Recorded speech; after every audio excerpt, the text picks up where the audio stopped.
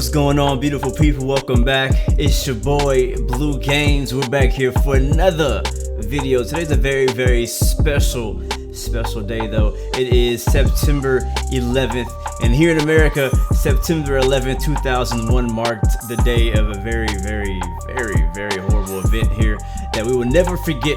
And so today we will be remembering 9/11. So we're gonna do a quick moment of silence. Honestly, I'm gonna kill the music. Give me a few seconds, a moment of silence for everybody who gave their life on September 11th 2001.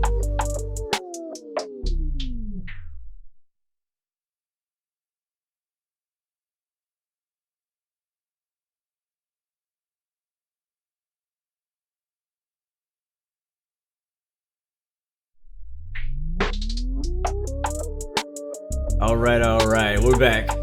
Welcome back again, as I said. So we're starting off today's flight. This is the plan.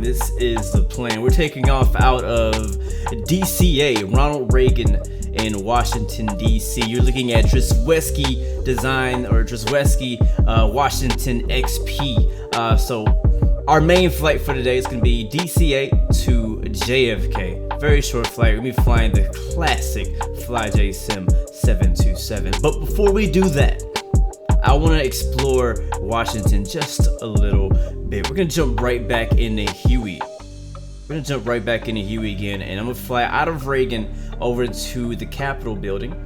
We'll land at the Capitol building, or attempt to land at the Capitol building. Once we land over there, we'll see how that goes. We may land and then head back to the airport, and then we'll reload into the 727 for our flight to JFK, and we will do that on VATSIM for you guys. I think that'll be a lot of fun. So if you are a VATSIM pilot and you'd like to join us and you have the time, feel free to do so. Just go ahead and load in at KDCA today. So let's go ahead and get started. Again, September 11th, man. I just thought it'd be I trying to do the most American stream I could think of. What's the capital to New York City? Flying in the classic Huey here. Hopefully today goes better than yesterday did. Let me get my track IR working up here really quickly. Disable and enable. All right, beautiful. Salty Tiger, good to see you. Anthony Plays, Ollie Bobs, Ethan Price. Who else is that? Ace, what's up, man? Prime King, IFMG, Jahordy Cuevas, Raven. Thank you guys for watching. All right, so again, first flight. We're just gonna do a quick flight over to the Capitol building in the Huey, kind of flying some classic things. So once we get to JFK, we actually may either hop back in the Huey, or we might fly to DC3 around Manhattan. So we'll see. Depends on how we do on time. So let's get this thing started. I'm gonna go ahead and kill the music and we'll enjoy the sounds of the new Nimbus Huey UH-1. So we'll start up top. I should know. I should be a professional starting this thing now. I've done it so many times. Oh, before we do that, let's check and make sure that our engine's not blown, because yesterday I had a pretty rough ending to the stream. We did not successfully do any landings yesterday. Just successfully crashed multiple times. I'm actually going to get rid of everybody in the back. Don't need those guys today. Let them have the day off. Just be me and a pilot. Amazing. And we could also turn off the guns. I don't think we need the guns today either. I don't think they would feel safe us flying near the Capitol building with the guns on this Huey. You know what I'm saying? We can take the doors completely off, or we can put them back on. I'll put them on. Alright, doors are closed. What's up, class 180? Good to see you. Just Yarn, good to see you. Music is loud, not anymore. Sam, what's up, man? Good to see you. 9loving it. What's up, man? Never forgotten, absolutely never forgotten. All right, turn the battery on. This video, or this live stream, is absolutely dedicated to anybody who was affected by the attack on September 11th. Whether you lost someone, whether whatever. Technically it's affected all of us in some way. I mean, I didn't lose anybody personally, but it did affect me. It definitely changed the course of American history. All right, fuel switch, force trim. Let's see if this thing will start up on the first try today. Do a presidential transport. Let's do that. That'll be our, I guess, our our role play for this first flight is we're gonna transport the president to the Capitol building. He's gonna be in the back with us right now. We're in a medevac chopper today. Yesterday we were flying in Canada. Now we're in the United States. I'm also running live traffic, the plugin, so you can see there's it's like an Embraer landing right now as well. You can also see the what do you call that again? I always forget. It's because I'm thinking about it. But yeah, so it's pretty darn cool. I got some. It gives you like some like that is an actual aircraft landing right now in DCA.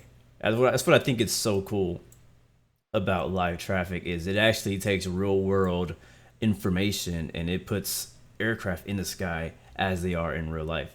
World traffic kind of does. It takes routes and things like that. So, anyways, let's get this thing started before we run out of gas. Do we have fuel? Let's check on that. We have 30, half hour, not even that. Let's get some more. I want at least an hour of fuel. We don't need that much. Okay, we're good to go. All right, let's see if the starter will work.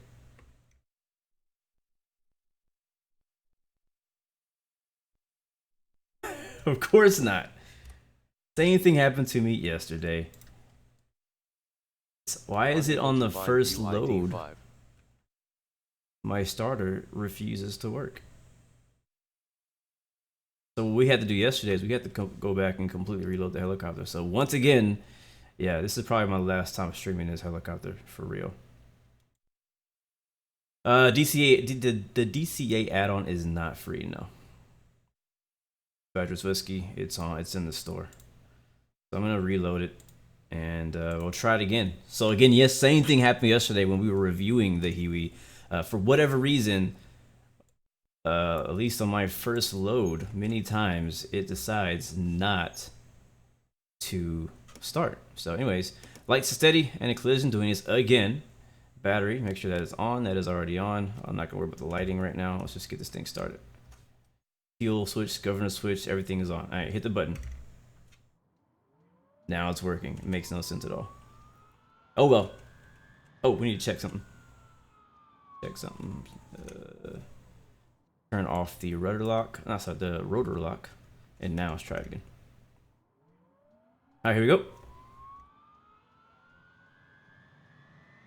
Hugo, you said it's an X-plane bug that it does that? Okay, well, I guess X-plane needs to fix something. Either way, it's annoying as heck. And somebody needs to do something about it. I shouldn't have to reload this helicopter every time I freaking get in it for the first time. Anyways.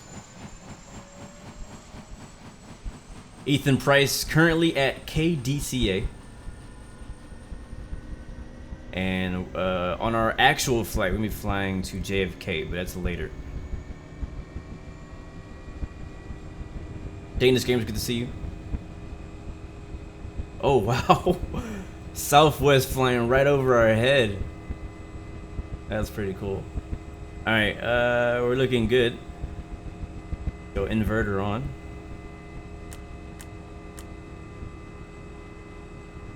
Starter gen to standby.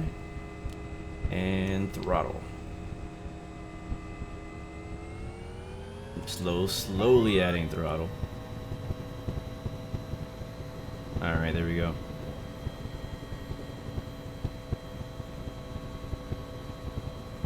So yeah, that's something you shouldn't have to do. You shouldn't have to jump through hoops to start the Huey. Seriously, I don't have that problem with any other helicopter, or not. Yeah, helicopter or plane. I shouldn't have to load a 172 first and then load a Huey for the Huey to work. So it's whatever. Hopefully they fix that in the next update. All right, let's turn landing lights on. And the radios. Again, I'm using track IR, that's why you're gonna see me move my head around quite a bit today. Turning on the IFF, as well as the other things. The intercom.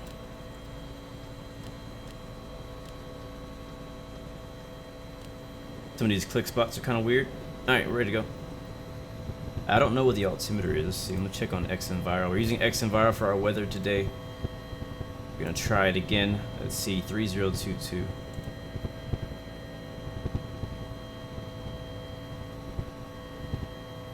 All right, President is on board, and we're headed to the Capitol. Let's see if we can make it. They probably should not, you know, hire me to escort the president, because we're gonna have to. We're gonna lose a president. It'll be the first time a president's been lost in a plane crash. All right. All right, let's turn on our controls. Giving it power. I should be pretty good at this by now, right? We've had a nice amount of practice yesterday. So I want to stay off of the runway, because there is traffic landing on the runway, as you can see up ahead of us. We'll do a bit of a hover taxi again.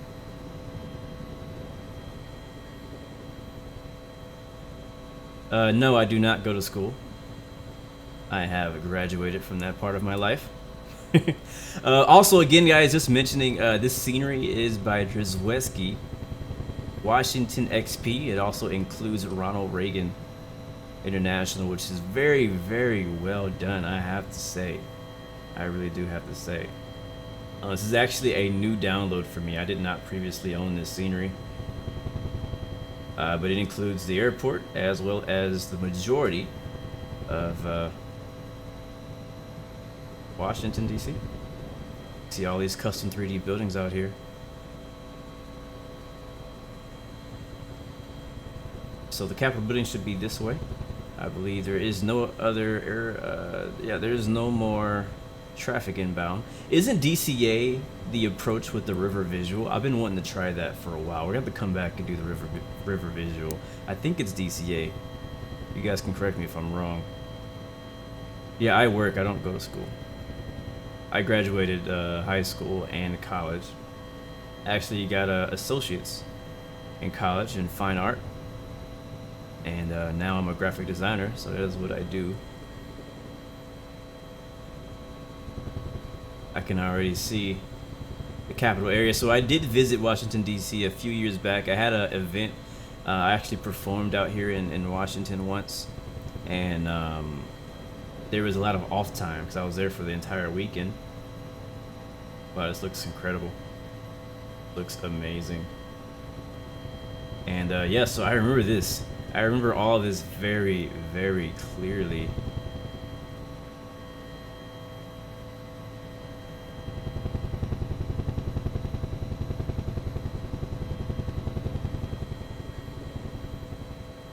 But yeah, I was out here, and it was really a very rare chance, because I was out here, you know, visiting, because I was, again, I was performing out here. I also do music, so I had a music performance out here in DC, and we had a lot of off time, and it was really lucky that my parents also just happened to be able to come out to Washington that same weekend. We have family that lives down in Baltimore, which is a bit of a drive from here. I live down in Baltimore. So my mom and dad went out to visit my uncle who lives in Baltimore, and they were staying with him. And on the weekend, I think it was like Saturday or whatever day it was, we got together and kind of visited the Capitol for the first time. I had never been out here before. I'd never been out here before. I've only ever seen it on TV. And it was so much fun. It was a little bit hot, but you know, we can handle it. It's nowhere near as hot as it gets down here in Texas. So a little bit of heat ain't nothing. I think it was in the summertime. There's the was that the Lincoln Memorial, I believe. I did take pictures on those steps. Let's circle back here. And yeah, we walked up and down this little river or lake or whatever they call it. There's a name for it. I don't know it. Somebody in chat probably knows. But yeah, so we walked up and down that, and pretty much this whole strand right here from the Washington Memorial all the way up to the Capitol building is where we walked and took pictures all along the way. Didn't take a bike, didn't drive. We literally walked this whole thing and just spent the whole day out here. Definitely recommend it. Like, we're gonna circle this. We're gonna yeah, definitely loop around this thing, but definitely recommend it if you ever get a chance to visit Washington, D.C. and come out here and do some walking. Absolutely worth it. If you can bring the family, bring the girlfriend, bring the wife, whatever. 100%. And this scenery does a great job. I will say too that an amazing thing is X-Plane 11 now has basically the Washington monuments and all that stuff modeled by default. So it doesn't look this amazing. I'm gonna be honest with you. It doesn't look. There's no orthos underneath it, but everything else looks pretty darn good. Like I've actually looked at it before we did the stream today to see how it looks by default, and it looks really good. So I definitely recommend you go by and visit Washington's their default scenery from X-Plane 11. It looks really darn good, and you will also expect it on X-Plane 11 mobile. Sorry, X-Plane mobile, not 11, just X-Plane mobile. And oh no, OBS has not died. We're still live. Yep, we are still live. So you must be having the buffering issue. They walked all of this. Modeling is very accurate, actually. And there is the Capitol building over there. I feel like I'm doing so much better today flying this helicopter than I did yesterday. I gave my wrist a break. I actually don't think we got a chance to come over here, did we? I don't know if they actually will let you just jump in here if you don't want to. Very, very, look at that. That looks amazing. That is quality 3D modeling right there. Alright, we're gonna go this way and make a loop back and look at it again. There's also a football stadium down there if we continue that direction. I'm not gonna spend too much time flying a helicopter today. We're gonna again we'll be flying the Boeing 727 by FlyJ Sim here after we finish this flight. We're just gonna make a stop at not here. There's the other building. This is the Capitol building, right? But what's the other building called? Where the president actually lives. We're gonna stop over there. Do my best not to kill anybody today. That looks great. Wow. I wonder if we can establish a hover here. Like, look at that. Look at that view straight up. That looks amazing. That just looks amazing.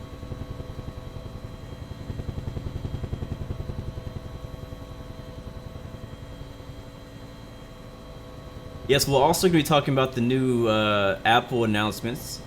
We'll probably talk about that in our flight. Whenever I'm flying helicopters, it's really tough for me to multitask, I'm gonna be honest with you.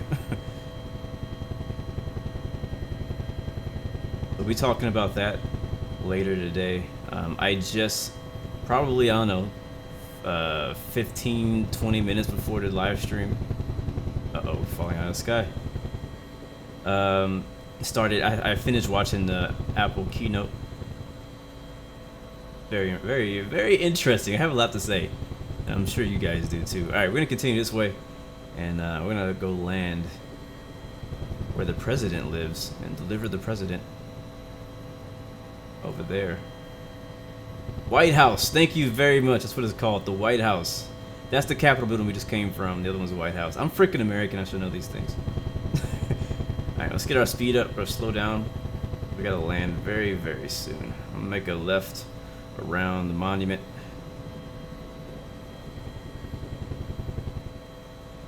Be careful not to hammer this thing into the ground. By the way, we also walked over there off our nose. You see that white building over here? Actually, we'll fly over here as we lose some altitude.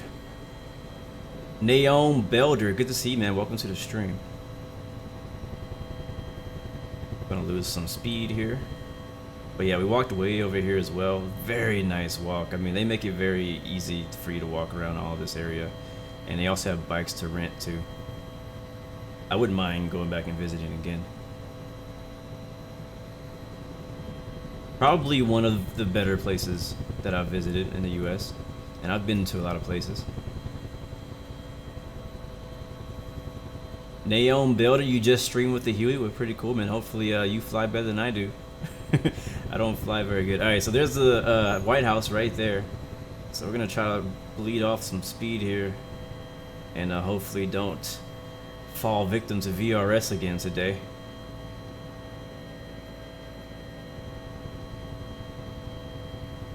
Very beautiful view off our right. I was gonna say off our right wing, but we technically don't have a right wing. We're gonna try to land right on the lawn at the White House. That is the goal. That is the goal. Well, let's see what happens though. Alright, there's VRS trying to take effect. Trying to counteract for it there by tilting forward. There it is. Again.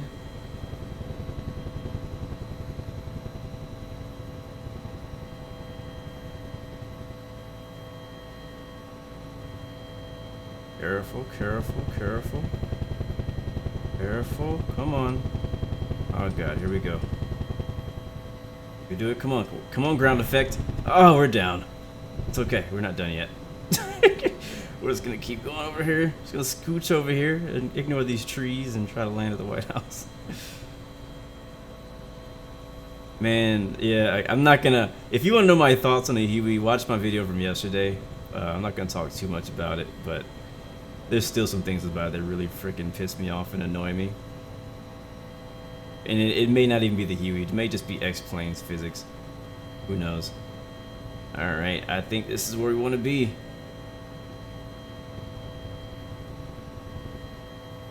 Go over here, take some screenshots too while we're here. Come on, come on. You can do it. You can do it. You can do it. You can do it. You can do it. You can do it. Oh my god. Sit down. Jesus. This thing did not want to land. Whew. Try not to complete what the terrorists did. I'm trying not. I'm trying not. What's up, gang? Zoli? Good to see you, man. Welcome to the stream. I want that door back. Our door is completely gone. But anyways, welcome to the White House. Very nice. Need a screenshot of this. This is a special occasion. Oh.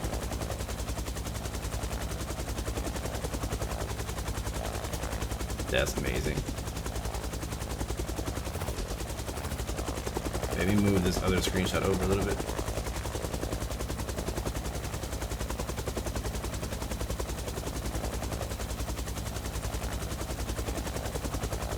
That is so cool. Welcome XDR42 NVS. Good to see you, man. When am I playing ETS again? I don't know. Alright. Got a few screenshots of the president. If you have static aircraft turned on, you actually see, you'll probably see like a military helicopter sitting here and stuff like that. But you can't see it because I have them turned off. And you should be able to see the president. Or, yeah, let's see. It's one of these doors. I can't remember which door it was. Oh, here it is. Here it is. Naom Builder, thank you for the follow. Welcome to the Blue Arrow Royal family. Here it is. The Oval Office. Oh, that's amazing. Freaking Trump chilling up in here talking to whoever the heck that guy is. And I guess that's his wife, I assume. That's a very nice dress. Some nice heels going on in here. This is cool. This is honestly my first time checking out this specifically. There's the door. Have you guys ever watched the show Designated Survivor on Netflix? Oh my god. That show right there. Oh man. That show. I don't even know what to say about that show. I am hooked to that show. Just watch the first few like episodes and you might, if you'll know right then if you're gonna like the show or not. Alright, well, Oval Office.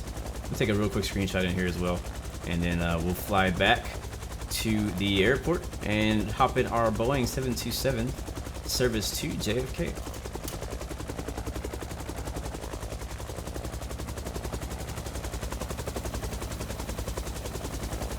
One last screening. Boom. Cactus, this is Drzewski, or Drzewicki. I think that's how you say it. Drzewicki. This is the Drzewicki scenery. Alright, let's get that door back. It really annoys me that the door's not there. There it is. Is it there? Yeah, it's there. Alright guys, let's head back.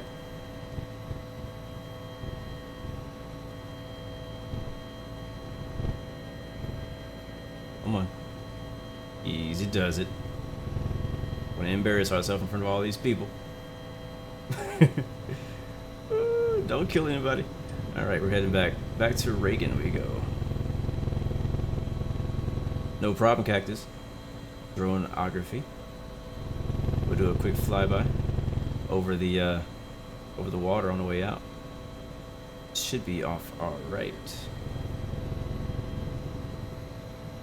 That was cool. Successful landing. My first successful landing, I feel like, on on live stream with the Huey. Yesterday we crashed 2 times.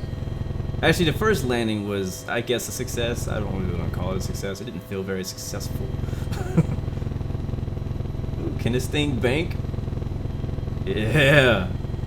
We can maneuver this baby. All right, we're gonna do a low pass down here without over torquing it. Kind of uneven, but you know, it is what it is. And up we go. Oh, that was cool. That was cool. All right, that was fun. All right, where the heck is the airport? Should be, oh, there it is right there. Right? I think it's this way. Yeah, there's the water, there's the river, and the airport's gonna be off our left. Your engine failed 10 miles away from airfield and stream yesterday. So funny story about the Huey, since we're talking about it. In preparation of like trying to review it and whatnot, a couple days ago I was doing some FS economy flights with the Huey, which honestly, the Huey so far of the helicopters I've flown on FS economy is the best one. You can fit about 13, 14 people on a flight. And so I did a flight from Lake Tahoe to Truckee, and then from Truckee to Reno. And my first 3 attempts, something went wrong, because whenever you're trying to fly the helicopter over like high elevation, it gets kind of tricky on, you know, where you can, like how fast you can fly it and how much throttle and collective you can add and whatnot. But anyways, so trying to cross Lake Tahoe on the way between Lake Tahoe Regional and Truckee, my engine just gave out like halfway through the over the lake, and I could not even you know, really do anything but land it in the water. I couldn't do anything else but land in the water, sadly.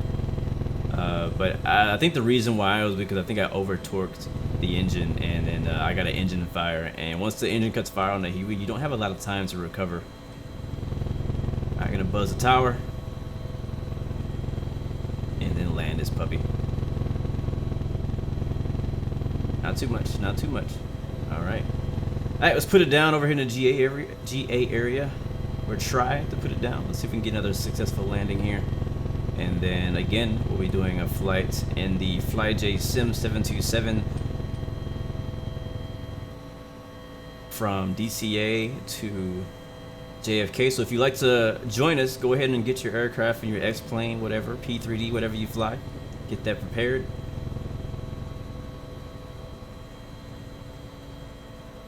As I attempt to land this helicopter once again. Alright, we're a little bit lower.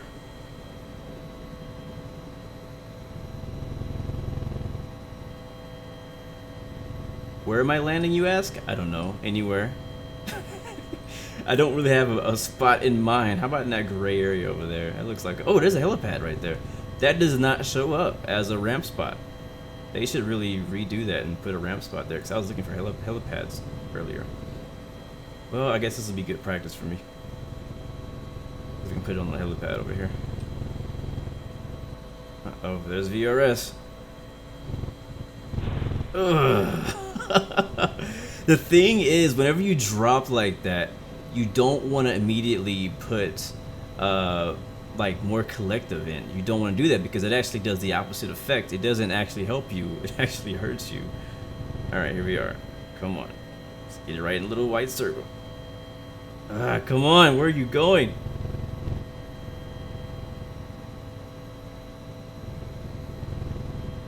Alright, we're above it. I get you. We'll do this one right here. Oh man, I just realized that I turned off my my visual control, so I don't know really where I'm putting it. I'm just gonna slam it down, because this is frustrating. Oh, we're down. Don't worry, President is no longer in the helicopter, so we are just okay. All right, let's shut this baby off. Another thing that I realized that doesn't seem to work in the Huey is that usually there's a little switch on the throttle area. See, I'm trying to look down at it. On the throttle area to switch it from, you know, regular throttle to like throttle cutoff. I haven't found where the throttle cutoff is. So what I do to shut the engine off is I just starve it.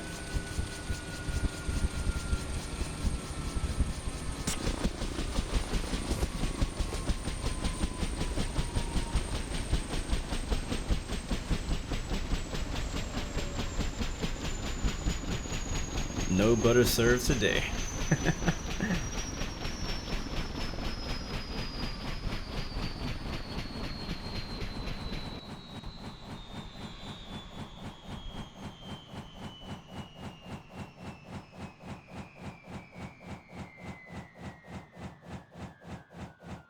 Why do I have mode 4 on? To be honest with you, I don't know.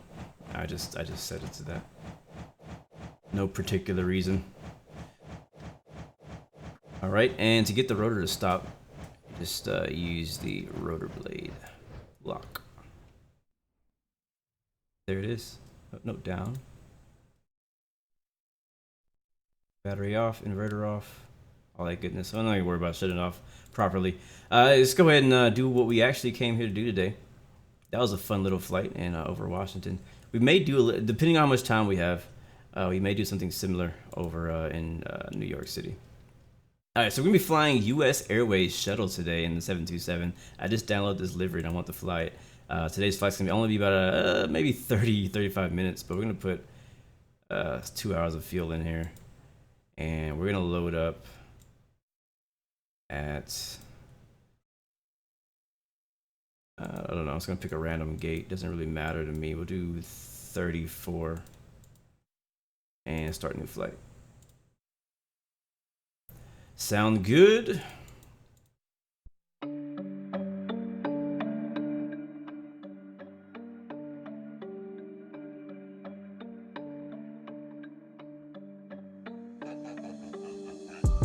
You can use the button near the throttle to cut the fuel. Good to know, thank you, man. That's gonna be very helpful later on.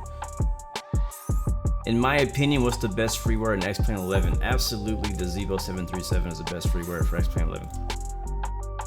But there's a lot, it just depends. Like if you're asking about freeware for planes, yes, absolutely the Zevo 737, but there's a lot of free plugins as well. I don't like how it's so far back. Yeah, he didn't really set up these parking spots right. But you know, whatever, there's no auto gate on this airport either, so not gonna concern. Actually, I kind of want to be parked over there near the cool looking windows. Just because, I don't know, I'm picky like that. Pick 26.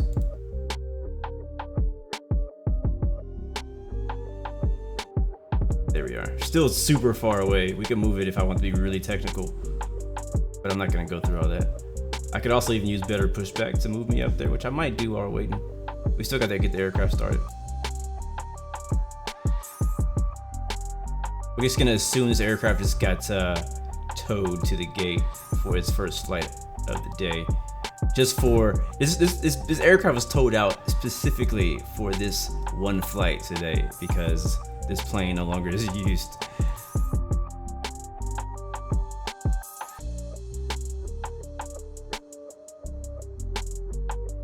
Down to cockpit, plan acknowledged. Call me through the menu when you are ready. All right, now that we're doing that, let me do a couple more things. Couple more things. I will be on VATSIM. I'm currently not on VATSIM, but I need to connect to VATSIM. And in order to do that, I actually need to turn off live traffic. So I'm gonna disable the live traffic plugin because Swift will not allow me to use both.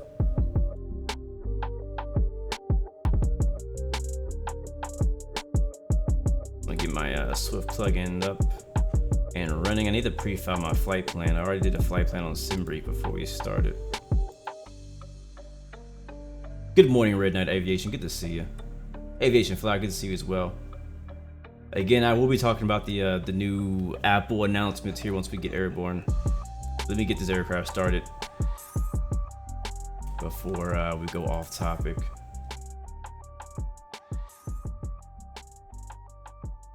Because you know me, I get distracted very easily, and if I start talking about Apple and iPhones, we're never gonna take off.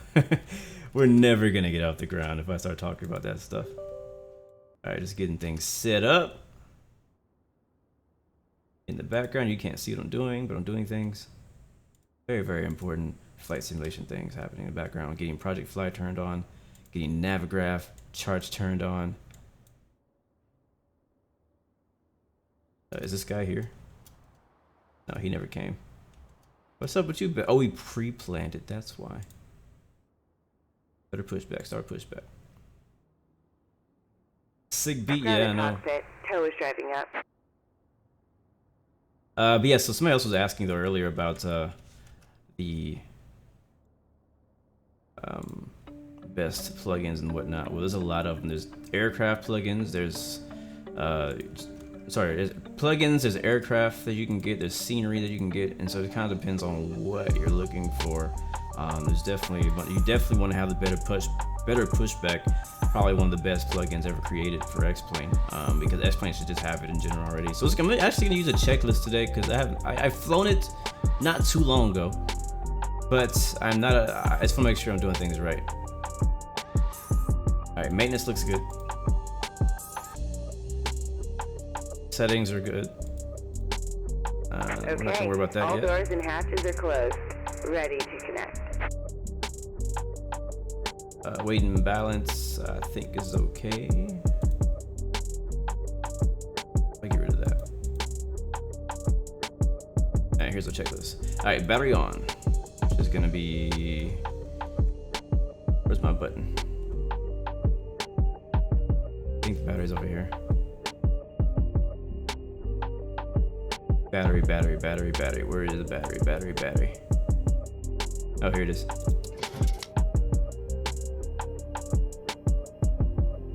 Alright, battery on, APU.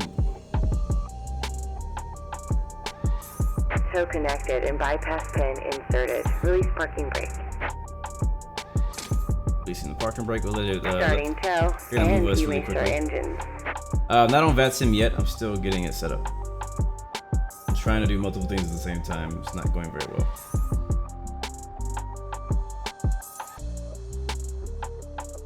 Why are my flaps down?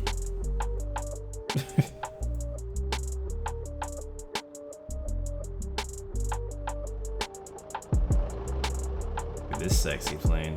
Bro, I have never flown US Airways. Like ever. Operation complete. Go ahead and set the parking brake. Parking brake is set. Disconnecting tow. Stand by.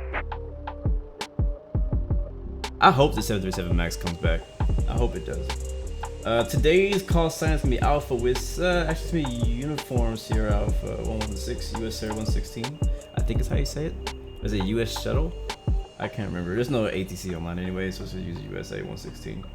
We're cruising at 31,000 feet. Flight plan is now officially filed. Let's connect. I have so many freaking windows open right now. Alright, connect. Call sign USA 16. Aircraft, we're in a 722 today.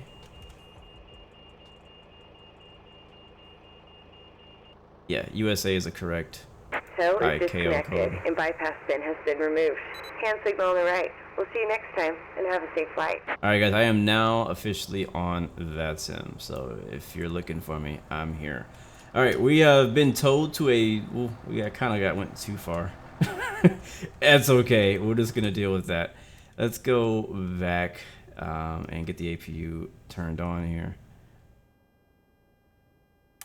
Hold that up for about 3 seconds. 3, 2, 1. I'm still holding it.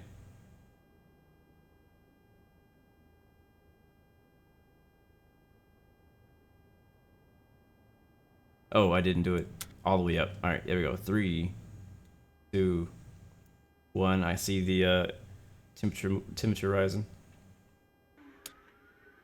And you hear it starting up.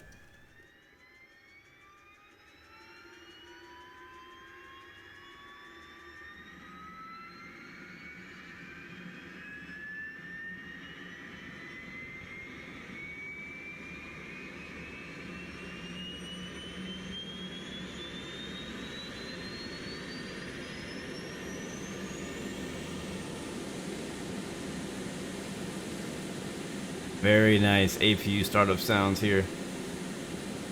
Still rise. I'm gonna go ahead and hit the generator close switch. Or is it trip? I don't think it's. I think we did it too early. Gotta wait. I'm in the MD11 for you.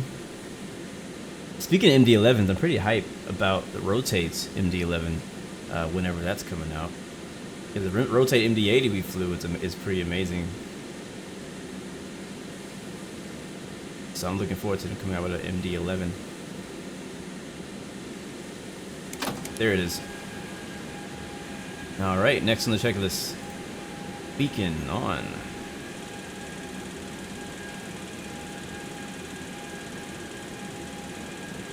Wait, we don't need beacon yet. Navigation lights on. I do know we need navigation lights and we need logo lights. It's daytime, so we don't really need logo lights, but I just do it by habit. We'll arm the emergency lights.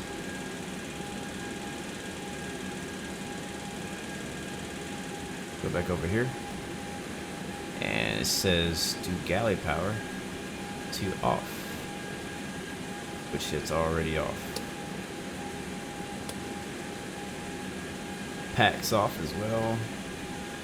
It's on the right side. Those are already off.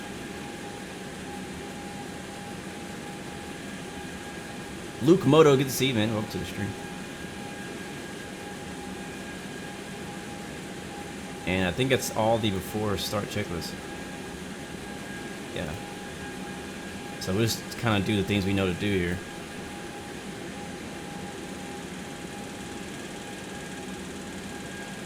Like we're gonna need window heat.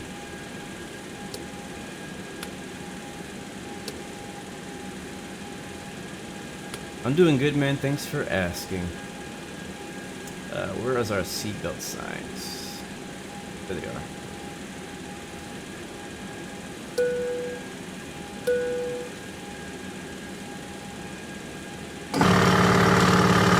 That's very loud. That's very loud. As a stall test, so you don't want to hear that in flight. Hopefully we won't. Okay, it's gonna do our flow from the left. Here's our lighting, panel landing, overhead lighting, lighting. This is our transponder. Gonna go to 2200. And that's good.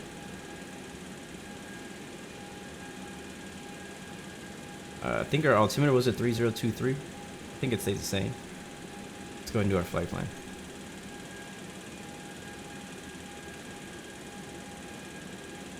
Alright, taking off out of Kilo, Delta, Charlie, Alpha. Destination today is Kilo, Juliet, Foxtrot, Kilo, KJFK, New York City, baby. And we'll go to departure.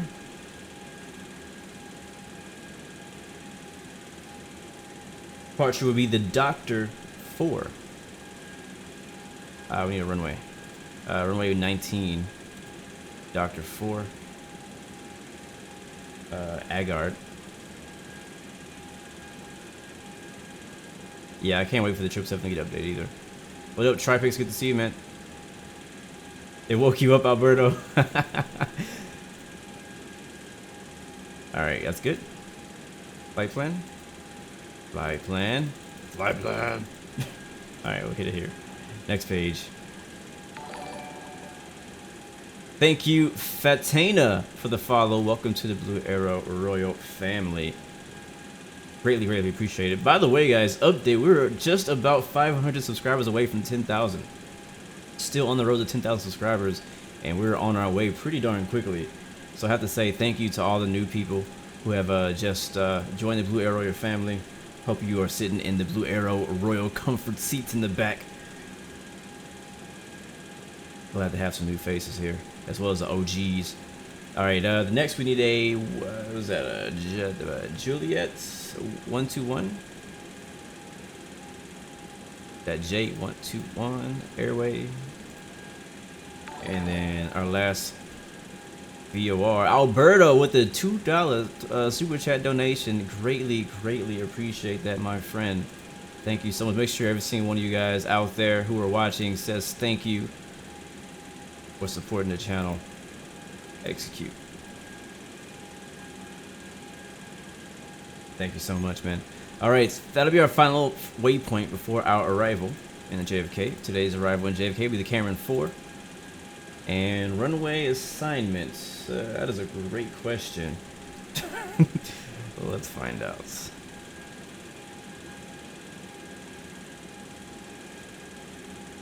Let me get my Navigraph stuff set up. The weather in New York currently is 230 at 11 knots.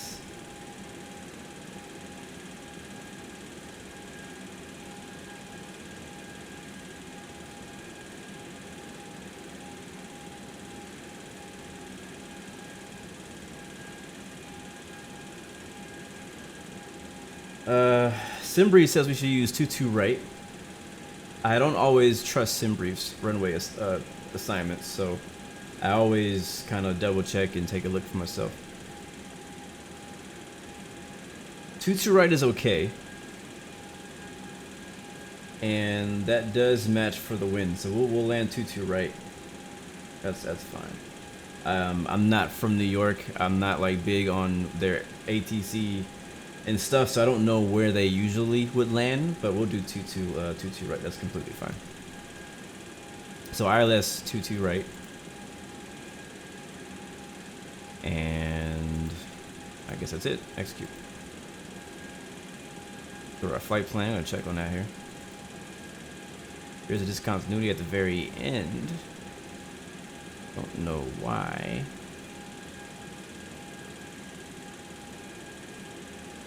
Weird, it didn't actually ask us for a transition for the 22 right.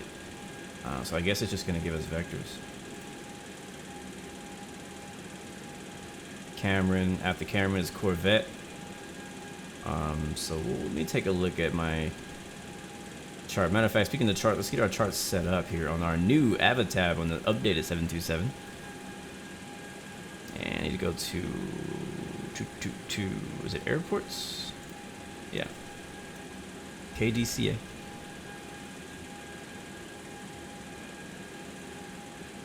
Normal's 22 left. Sounds about right.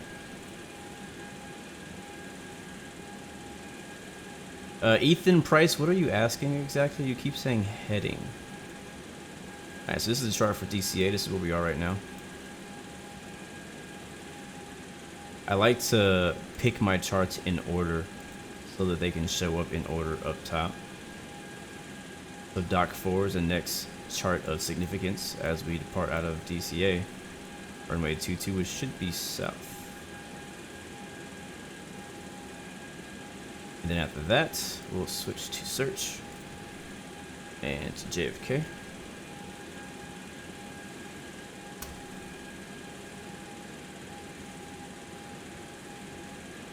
The heading for the way to JFK. Oh, that's funny. I don't know. I'm using like a whole flight plan. I'm not just flying directly to JFK, so I just fly northeast. Follow the coast. Find the coast to the east. Follow it northeast. You'll find New York. It'd be pretty easy, honestly, if you do that. All right, so I'm gonna go backwards. We're gonna start with the arrival first. Cameron 4. And then we'll get our final approach, which right now will be 22 right. I'll pick 22 right. We could do 22 left. We've already picked 22 right. 22 left makes sense. It's shorter, but it makes sense. I think the reason I wanted 22 right is because it's a bit longer in case I have any complications with our landing today. So I'm gonna pick 22 right. a bit of a longer runway. And then after that, we will go ahead and get the chart for the airport layout.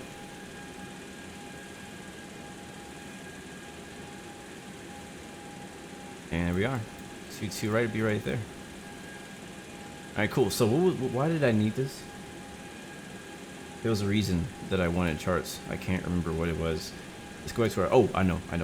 Alright, so our final approach, Corvette is the first waypoint on our final approach. Coming from the Cameron 4. There's Cameron, that's the end of it. Yeah, so we start off at the Sea Isle VOR, continue all the way down to Cameron. From Cameron, 22 right is going to be over there. If we don't put a waypoint in between, it says expect radar vectors to final approach. So usually you would get radar vectors from ATC. But since we're not going to get that, I kind of would like to go to RBV maybe and kind of square off and then go that way. So maybe we can add RBV as a manual waypoint after Cameron. Let's do that.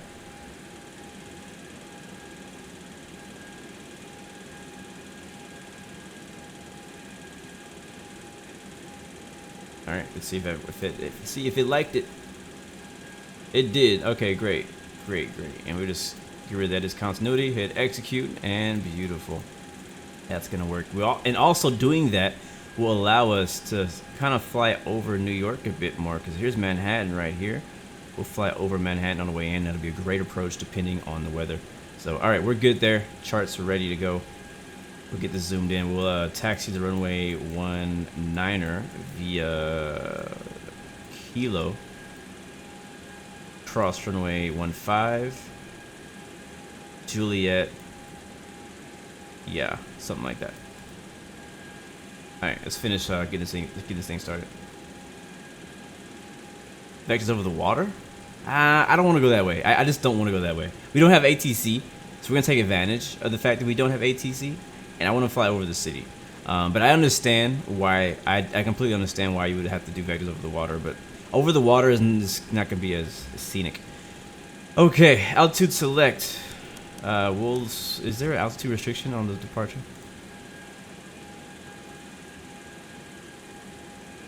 Not really. No. All right, we'll just do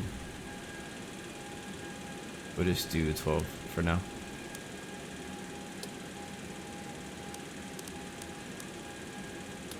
Okay. All right, what do we need to do next? I will go ahead and we do need a pre-planned pushback. I think the overhead looks good to me. Let's go ahead and plan on pushback with better pushback. It's gonna hit start. Ground to cockpit. Please show me where you want to go. This time, is that somebody? Yeah, somebody's right there. And we'll push back behind him.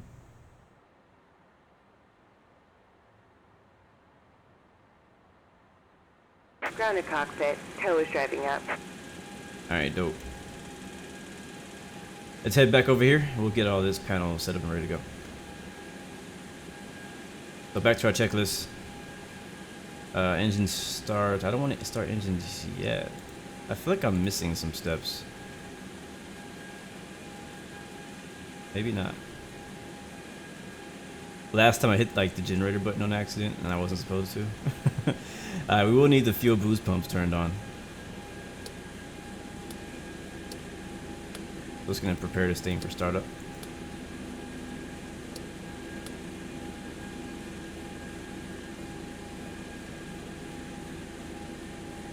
Alright, all lights are out. Okay, all doors and hatches are closed. Ready. Hydraulic system is turned on. Cabin altitude. Landing altitude is going to be basically sea level. Flight altitude will be 310. Cabin altitude 6,000. That's perfect. And I think that's it.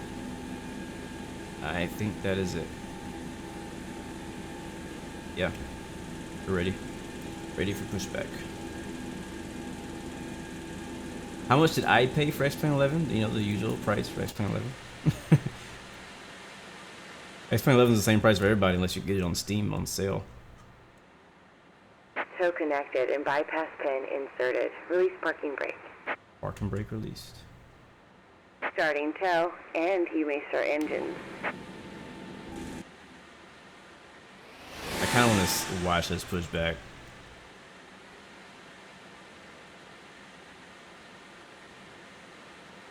I gotta say, FlyJSim did such a great job with this thing, man. It just looks so good. Also, I'm looking forward to the Q400 that they're coming out with. I think it doesn't come out till next year, but I am looking forward to it. Benjamin Jr., good to see you, man. Welcome to the stream.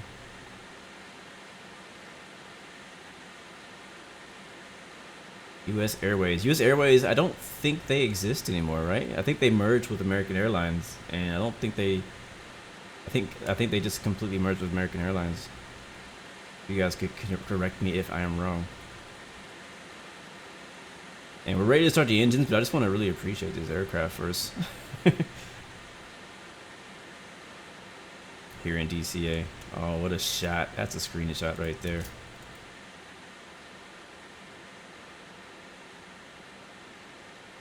Oh, that's gorgeous. I know that slat is hanging there. Wait till we start this baby up. Alright, let's go ahead and just start this thing up. Beacon light should have been on already.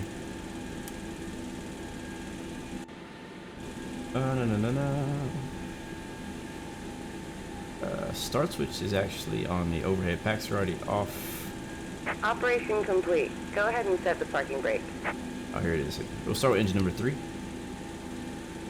Parking brake set. Brown. Disconnecting tow. Stand by. Alright, if I didn't miss anything, we should start seeing... Yep, I see N2 rising. Looking for about 20%. There's 20. Introducing fuel.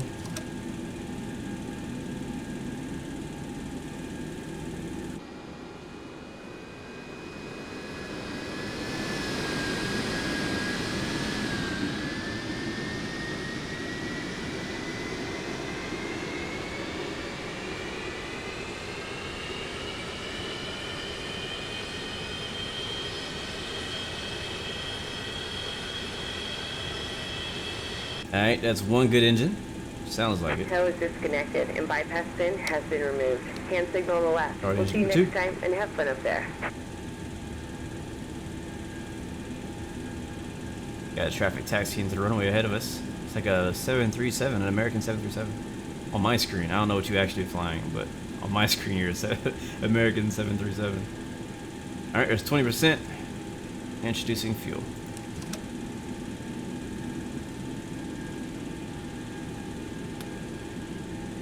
That's engine number 2.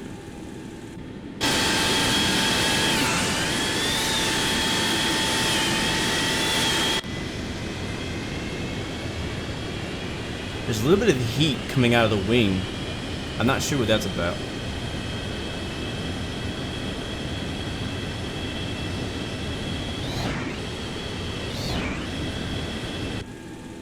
Alright, that seems to be 2 good engines. And starting engine number 1.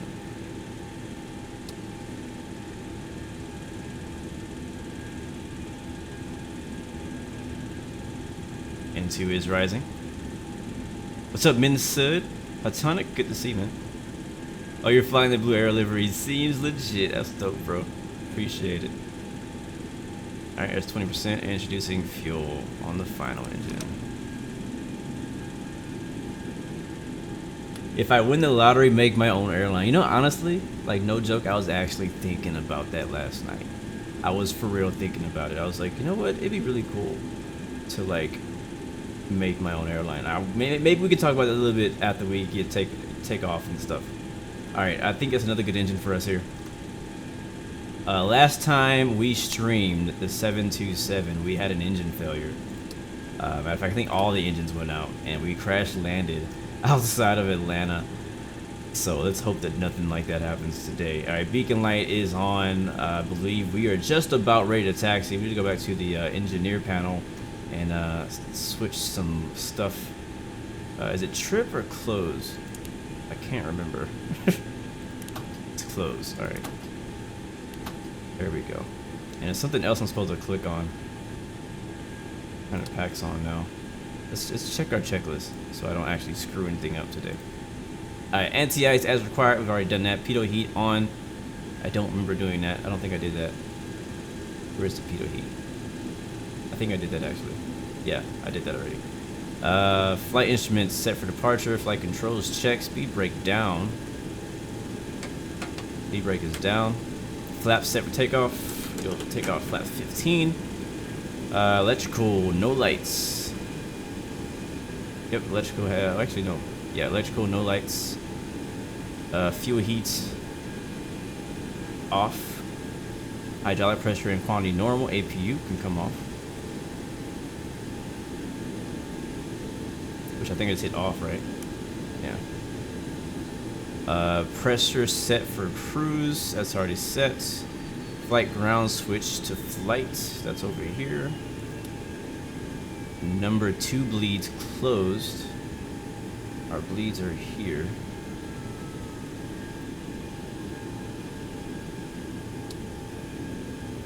Alright, those are closed. EPR and airspeed bug set. That's already set. And we're missing something. We're seriously missing something. I think. No, we're good. I think we're good. I hope we're good. I got a warning. I got a what is that about? I hope that's nothing. Hope that's nothing important.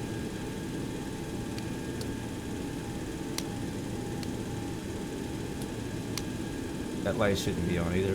Auto brakes to RTO. Static heat is kind of weird. I'm missing something here. Where is the pitot heat? Am I missing it? I thought the pitot heat was the probe heat for some reason. Where is my pitot heat?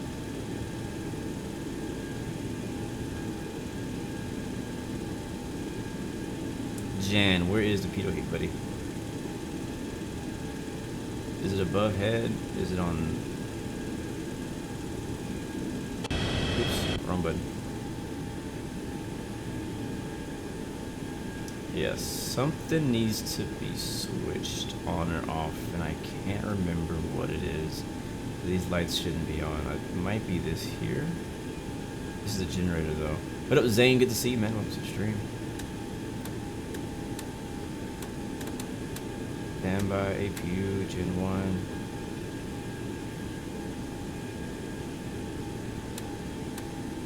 Galley power?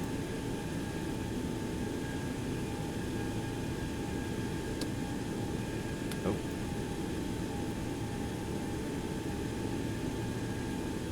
What the heck am I missing here? Cargo heat, we do want that, yeah.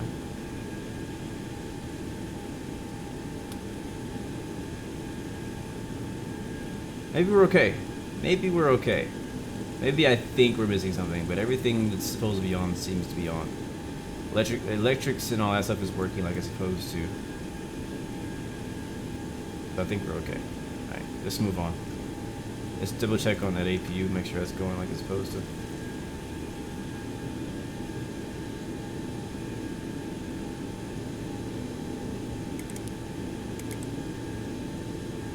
Yeah, I think we're straight. Alright, well, ready to taxi. Taxi lights on, runway turn off on. Parking brake released. Power.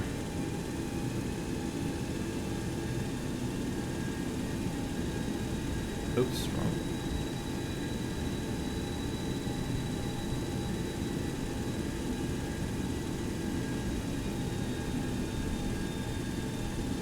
One thing we did not do is a flight control check. I think it's working. Oh, cool. Yeah, I see Austrian Airways. Well, thanks for flying with us, man. Appreciate you.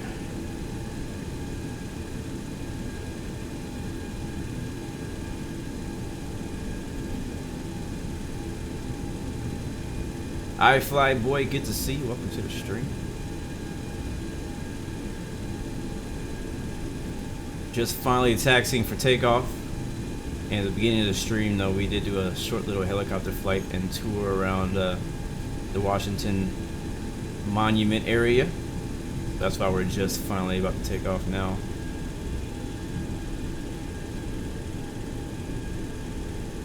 About to cross runway 15 and 33. We'll turn on the landing lights and strobes when crossing the runway.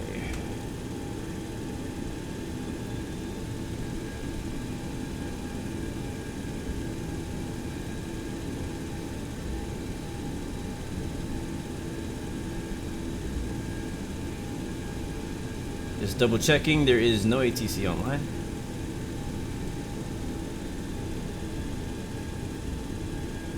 Alright, next thing is I have to make sure I remember how to use the autopilot. The autopilot on this aircraft is just a little bit different than what you'd be used to.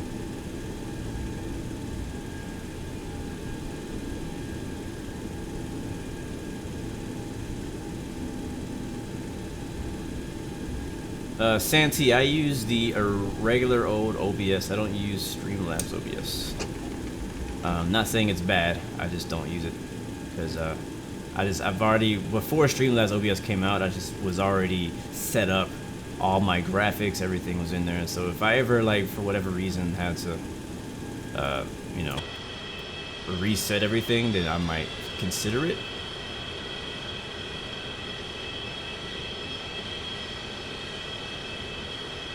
Alright, that traffic's taking off.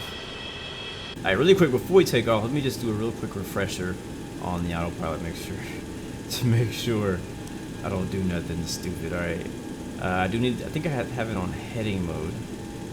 And then down here, there's autopilot engage, there's nav lock, IAS hold, Mach hold, vertical speed. Okay. Let's see. Let's see what happens. Our flight director is working really quickly because this is a really old plane, so it's old school, you know. It's old school. On our departure, we will be flying. Looks like a heading of 187, up to 515 feet. So our heading is here, so 187. 12, 15, 18. It's right around there somewhere. I can move the CRS too to help me find 187. Alright, 187 up to 515. Or, yeah. And then levy be 181 and then Finby. So I'm probably going to try to be on autopilot before we can get there in the first place. But basically flying straight down the river. If anything else fails, we know we got to go down the river. Max 230 knots. Alright, let's go. Land lights are already on. Strobe lights are on. Wing lights coming on.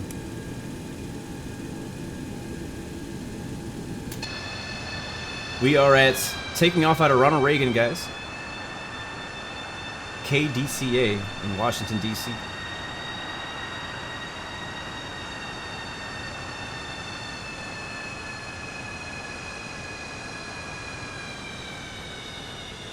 Too much.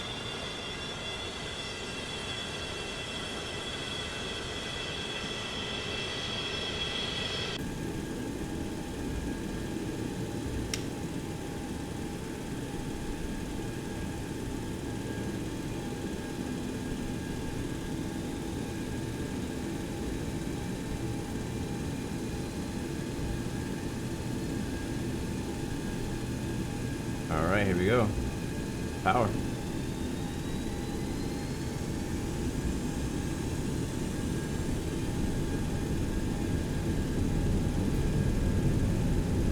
Not too much. You can blow the engine on this.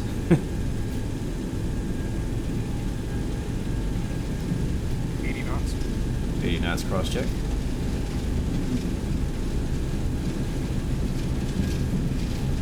V1. V1. Rotate. That is one thing we forgot to do though, is set our V speeds. Come on. Positive climb, gear up. Uh-oh. Means that.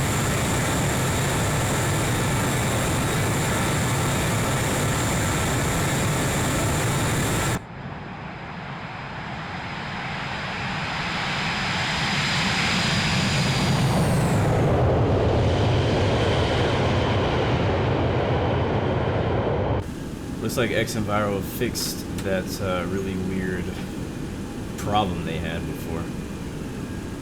I want to climb out around 190, 200 knots. Actually, I'm going to go faster than that. 30. Come on.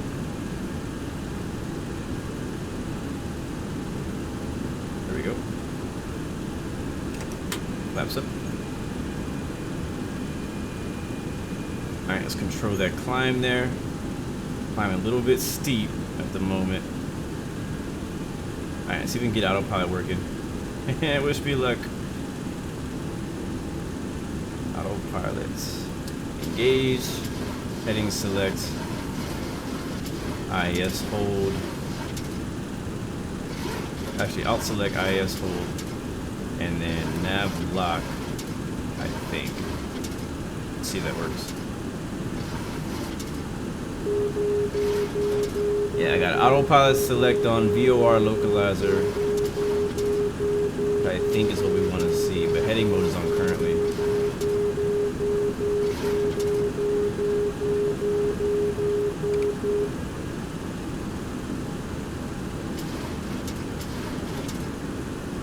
And we'll check our departure. Alright, we just flew past Fimby. And aircraft is not turning, so that means I did not do something right. Oh, auxiliary. No, let's see. Heading. And then auxiliary main. No.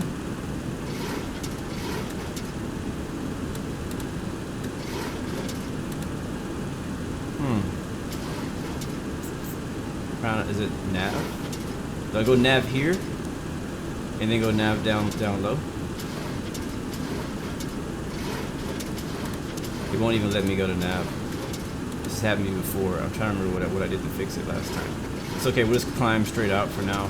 Everything is good at the moment. I think it's supposed to be like on off. Or no, on heading. And then you go to nav main. Let's try it again. Altitude select. IS hold. Heading select. What is your problem?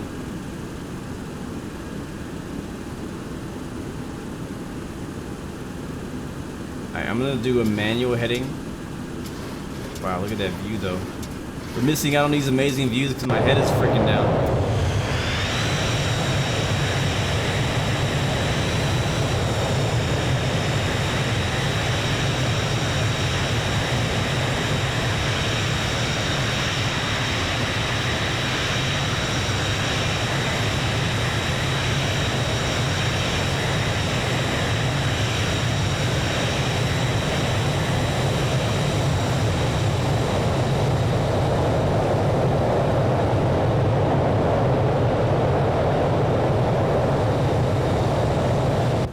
If we get lost, I'm actually okay with it because this plane is beautiful. Alright, let's turn it down a little bit. Let's figure this out. So, to go into autopilot, yes sir, this is the 727. I want to go to Mod B. We're 8 miles from that. Passing 11,000 now. We can kill the landing lights. We're leveling off at 12,000. Taxi lights coming off. Wing lights coming off. Logo lights coming off. Runway turn off lights coming off. And auto brakes, disarm. And can we do off on this? Yes, okay. Alright, this says, oh, GPS. Aha! I think I figured it out. Let's see. Oh, wait, we're turning. Why are we turning?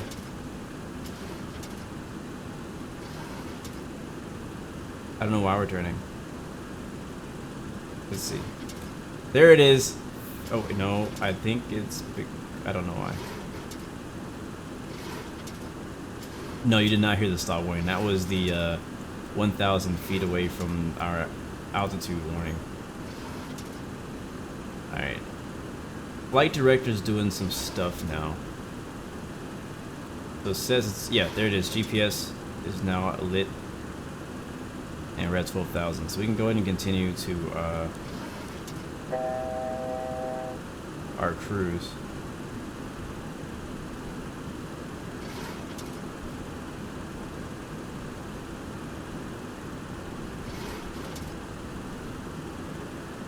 And this time we'll climb at 250.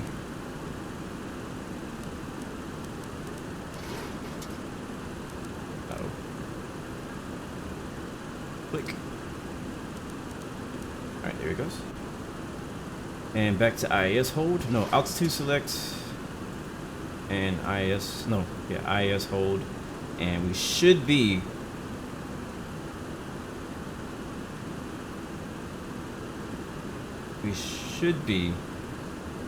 I keep saying should be on our way. Let's do a test really quickly. I'm gonna go straight to Giddy Up. Oh wait, we're way over here. Okay, straight to Hamburger. Let's go straight to Hamburger and see if it'll follow it. So give me that direct to Hamburger. Execute. Alright, let's see if it does it. Alright, aircraft is turning. What up, Darren Vox? Big fan, appreciate it, man. It looks like it's trying to do what it's supposed to be doing. It looks like it.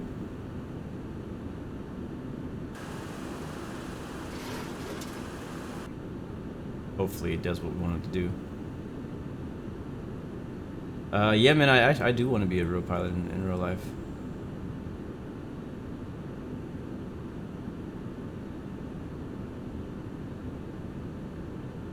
I think it's a good time for a flyby.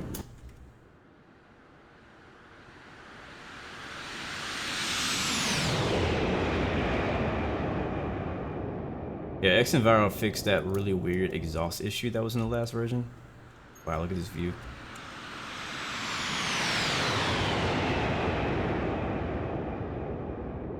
Flying out of Washington, D.C.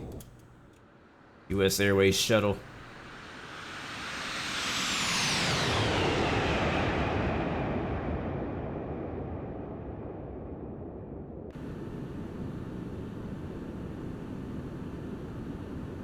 Hashtag views. Jacko, what's up, man? Good to see you.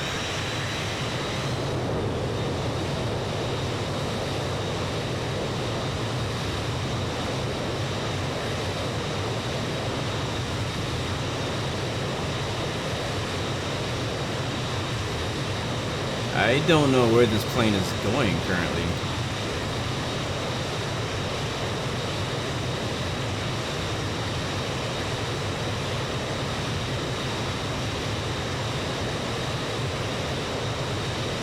Actually, I think it's going the right way. Yeah, it's going the right way.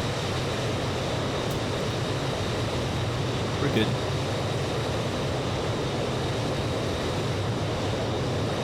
No worries.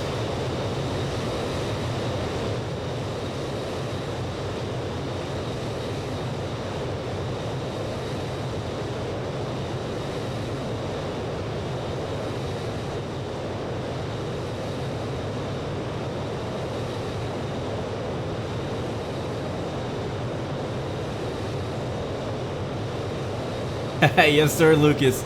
Winging it is the main navigation method. Flying simulation. Hey, it works for me most of the time.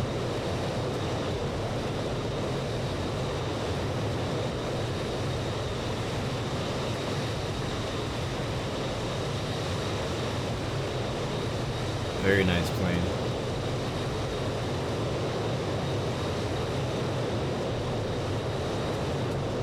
You know, man, I just like looking at it. I just want to look at it. I want to see all the views available.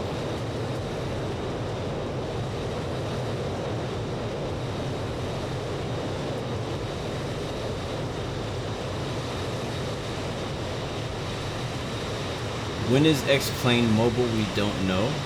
It was supposed to come out in the summer. Summer has passed. But they also announced they're going to bring in some new features, apparently. Or more features than initially planned, so taking a little bit longer to do it. I'm pretty sure whenever it comes out, it definitely will be worth the wait.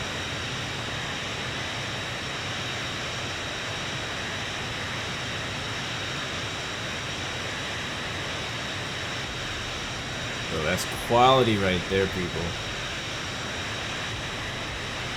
Great livery, by the way, as well. Sadly, I don't know who made it, so I can't shout them out, but great job on the livery. Very, very nice.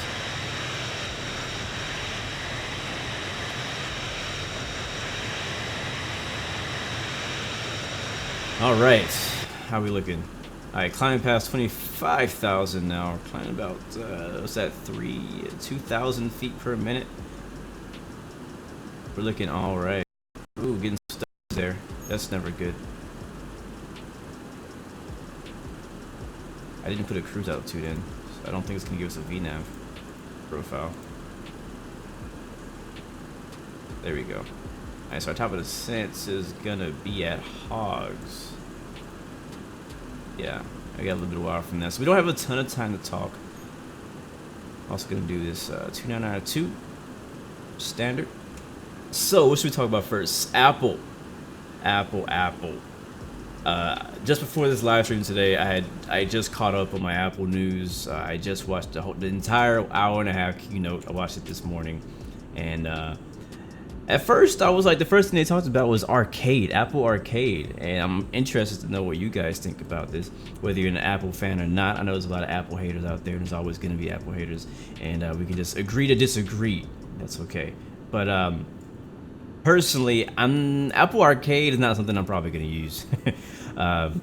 Unless, the cool thing I'll say, and I feel like I'm kind of jumping around with this, but once you buy an iPhone or an iPad, or I think Apple TV or something like that, you automatically, I believe, get like a 1-year subscription to Apple TV. Or no, yeah, you get a 1-year subscription to Apple TV, and you might get a 1-year subscription to Apple Arcade as well. I can't remember. But the biggest things to me that I saw in the whole thing, I'm not gonna talk about the entire conference in detail, but the biggest things that stood out to me that I was interested in was the new iPad, because you guys already know that I'm interested in possibly getting a new iPad so that I can use it for personal use, for aviation when I start doing my flying, and as well as for infinite flight when I stream that, because right now I'm just using this little bitty old iPhone 10. Which it works perfectly fine on the iPhone 10. It's just small, you know. So I would like to have a bigger screen if possible. But other than that, the iPad was interesting to me, and obviously the iPhone 11, the new iPhone 11. What do you guys think about the new iPhone 11? Do you think it's a big change from the iPhone 10X or XR, whatever it's called, or like, again, I have the iPhone 10, so for people like me, like the iPhone 10R wasn't interesting to me at all. I'm like, this is not even really an upgrade. This is an update. Like, there's no reason for me to spend my money on buying an iPhone 10R when I have an iPhone 10. Like, it doesn't make any sense for me to purchase that. Alexander Y. Hola. Bienvenidos. And what's the other thing I'm looking for? Muchas gracias for watching.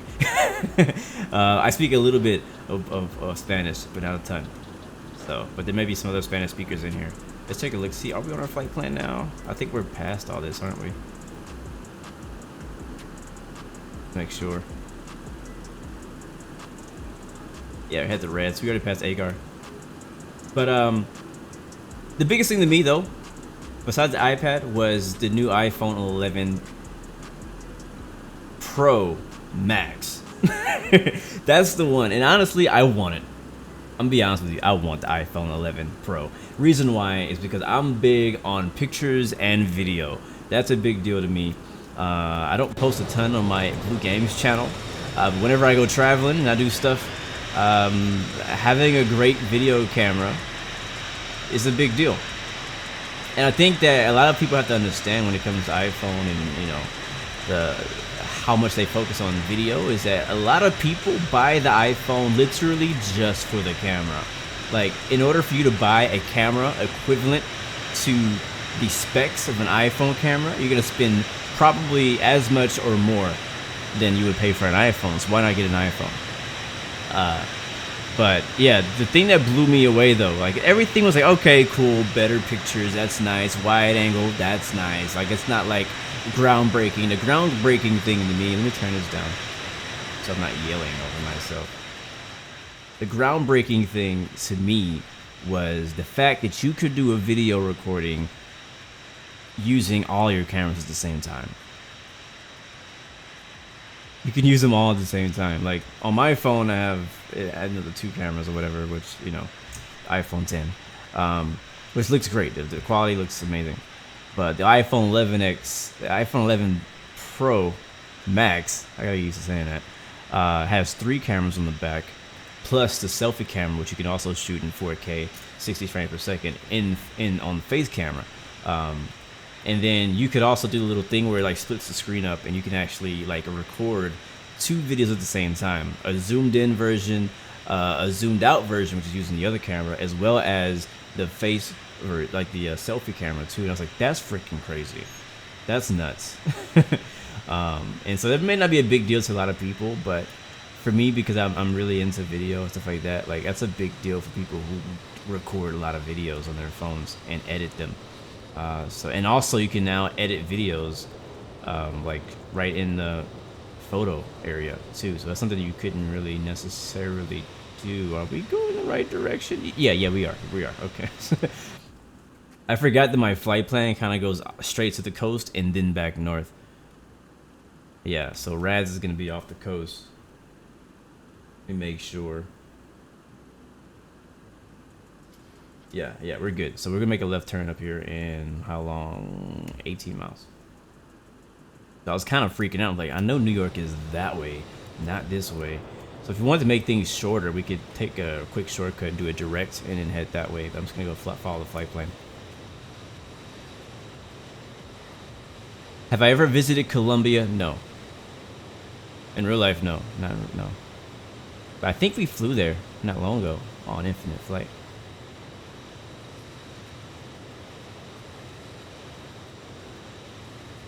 Yeah, like if you have an iPhone 10 or iPhone XR or 10R, whatever, if you have a phone that's like 2 years old, you really don't necessarily need to upgrade to the new iPhone 11. We don't. If you have an iPhone 8 or older, you might consider getting the new iPhone. Anybody who's at iPhone 8 or older, I would say consider getting the new iPhone 11. But if you have anything newer than that, there's really no point. Look at that beautiful white belly. Reminds me of a whale, right? It's a freaking gorgeous plane, man. I just can't stop staring at it. I can't stop staring at it.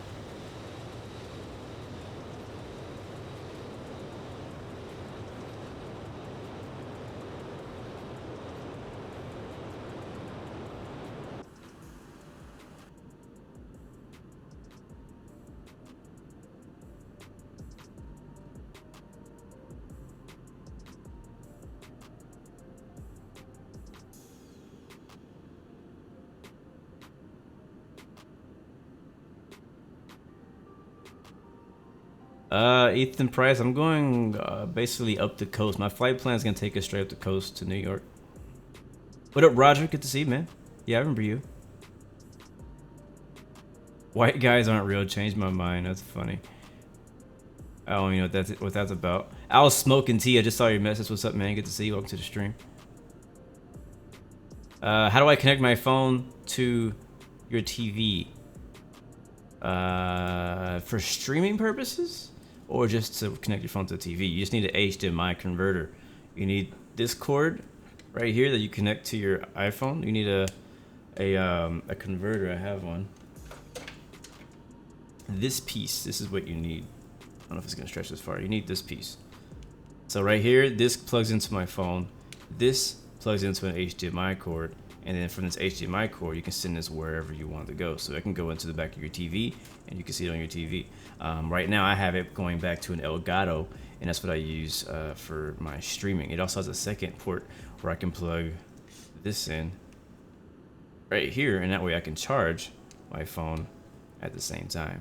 And then technically, I could probably pull up my phone right now for you guys to see, and that's how it works on. That's how I stream mobile apps.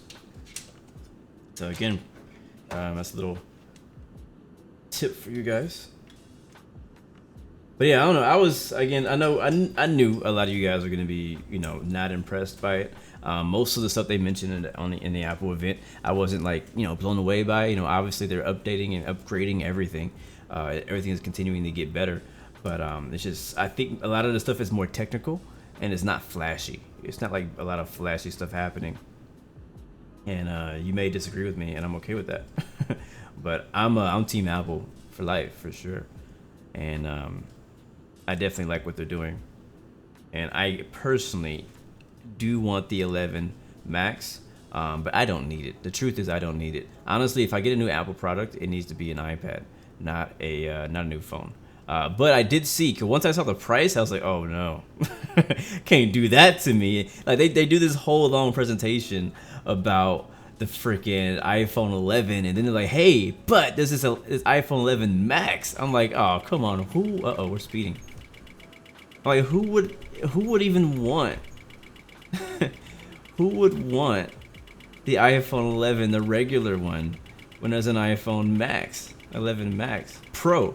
Sorry, not the Max. I meant to say Pro, iPhone Pro. Can I do mock code from here? Let's see if that'll work. I don't know if that's gonna hold our speed. We'll see if it works. Alright, so we are 12. Wow, that can't be right. Because we're 12 minutes out from JFK. There's no way we're 12 minutes away from JFK. That was super soon.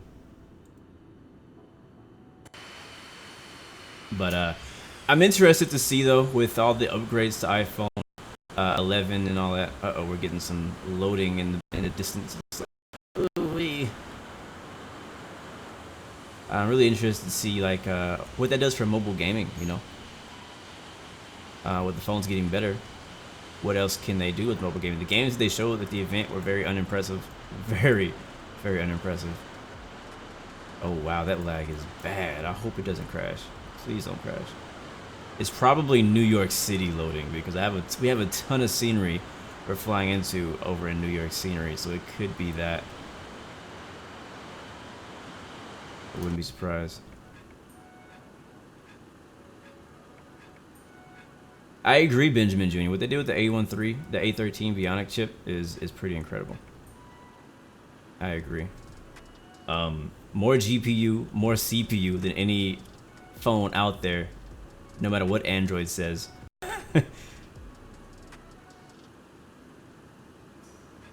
Ethan Price says, Team Samsung for you. Hey man, it's your choice. LG Lamps. PS4, what's up, man? How did I create my aircraft liveries? I use Photoshop to create my liveries.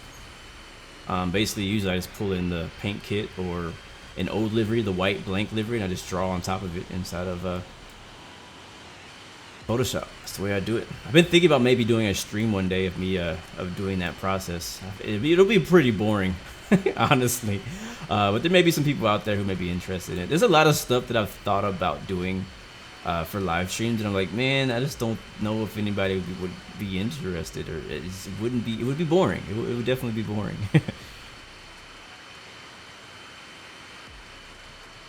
Yes, Al Smoking, this is a 727.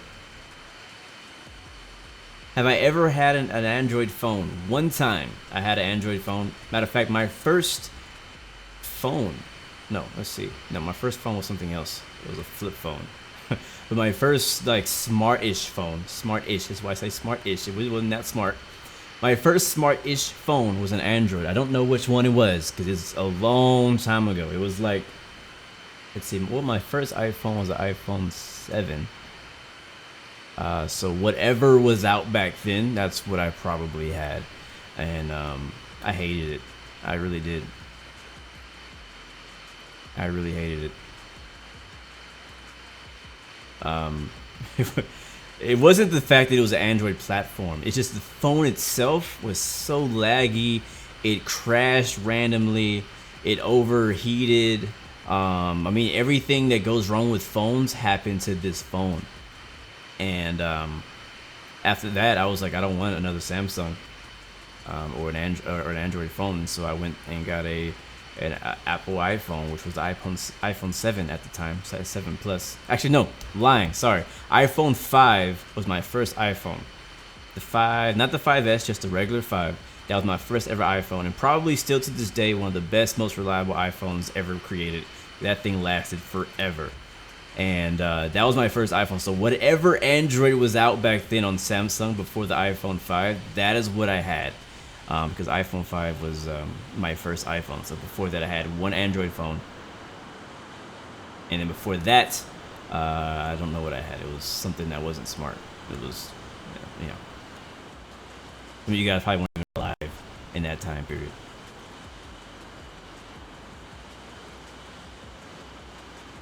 That's true, Lucas. Valdudes does stream him working all day, and he's just a very entertaining guy, though. I haven't really watched any of his streams lately, but I did watch a few of his stuff when he was, I think, 3D modeling the Q400 exterior, because it was, you know, I'm kind of trying to learn 3D modeling myself, and so I kind of want to see, you know, how the pros do it. And I need to watch him do a livery as well to see how he does it, because I'm pretty sure he does it differently than I do. I've seen a lot of people use Adobe Illustrator for liveries, and I'm always thinking, like, why? Why do you use Illustrator? It's probably a good reason, but I've never used Illustrator for livery development. I've only used Photoshop. I know how to use Illustrator. I use Illustrator all the time for t-shirt designs and all type of stuff, vector stuff. But I just never really saw a reason to use it for livery designs.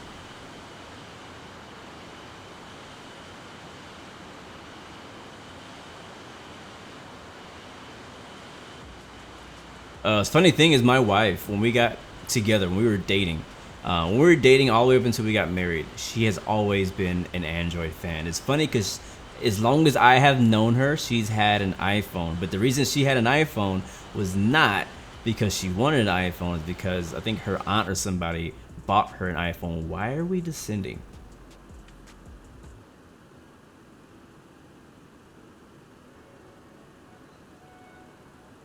Alright, we need to descend anyways. I don't know when the aircraft decided to descend. I guess he was like, hey, you need to descend and you're not paying attention, so I'm gonna do it for you. Whatever. Alright, so it says, let's see what's that's funny. I really wasn't paying attention, and we completely missed our top of descent. Completely. Jesus, we're supposed to be at 18,000. Wow. Alright, we can hold it, Cameron. We'll go down to 11,000, 250 knots. That's hilarious. I'm gonna go down 11,000. We'll do a hold at Cameron. Let's see if I can get the hold to work.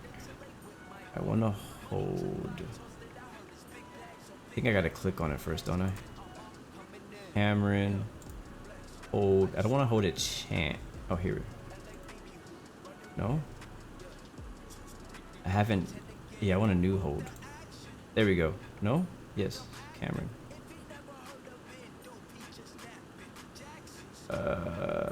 Modify plan hold. Yes. I don't know if it's actually gonna do it. I did a hold one time. Alright, it's trying to go to RBV. I don't want to go to RBV. I want to hold.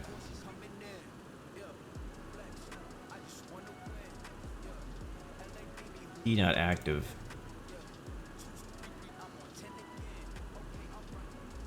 Aircraft flight plan hold.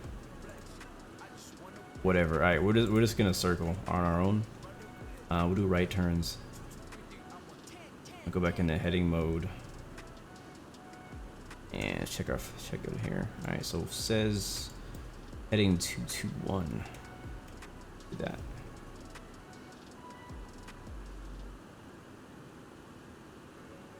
The reason I'm gonna go into a hold is because we're higher than we want to be.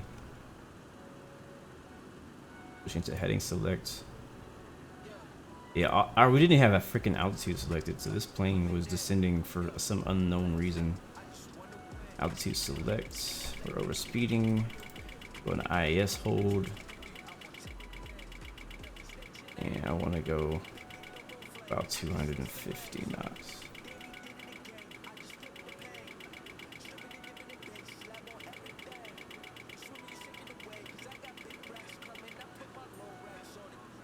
there we go. All right, so we want to be at, what did I say? 2 what? 221. We're already way past it. I'm just gonna circle over around here in this area near Cameron. Just do that. Circle descent. What was I saying? Something about iPhone?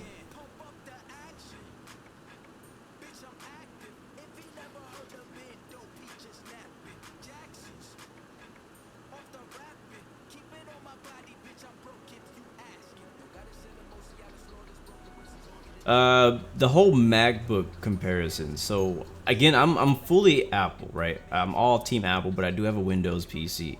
One place that Apple absolutely falls short is when it comes to gaming, and they know that. Everybody knows that. There's no doubting that. And I had to come to I had to admit that to myself whenever I bought my Windows computer, because I was like, I'm always Apple. I have a MacBook Pro over here. I was really thinking about getting an iMac originally. But then after starting, experimenting with live streaming and things like that with my MacBook Pro, which was in no way capable of doing it the way that I wanted to, it was horrible. And I found out all the how hard it was to do things on a Mac. And I was like, there's no way I'm going to do this on an iMac or even try to parallel it and get a window. Like, no, I don't want to do any of that. A lot of the games.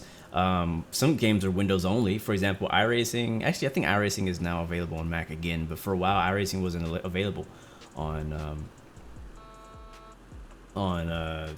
Mac.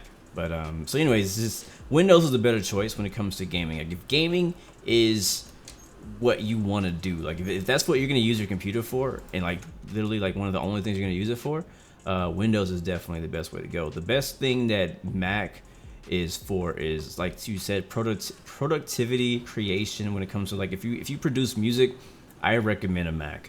If you produce even video, honestly, like I don't know, you could really do video on a Windows computer for cheaper, but there's a lot of really good tools and really the same tools on Mac for that as well. Like if you do like graphic design, web design, stuff like that, Mac is good too, but again, you could do that also on Windows. So I think it also just depends on preference and budget, because a Mac computer is going to cost you a whole lot more than it's going to cost you to do a Windows computer. But I don't know, personally, I just prefer a Mac. I prefer the operating system. I just prefer the workflow. I prefer pretty much everything on my Mac. If I could do all this that I'm doing now on a Mac, I would.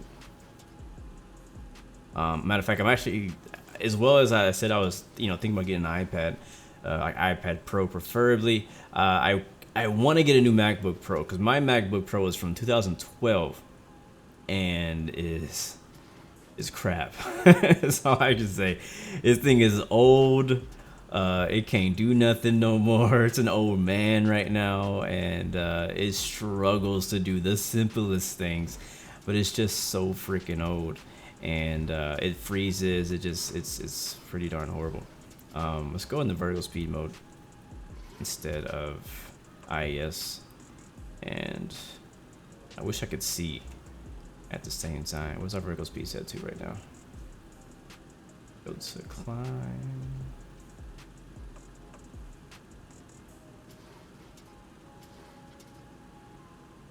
Can't even see it.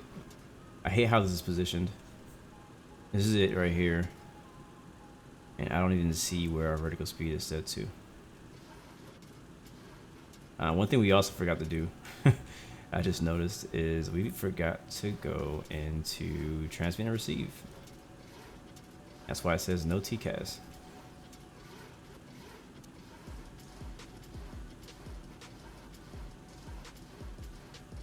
Alright, so I think it's trying to... Oh god, that's a sound we didn't want to hear.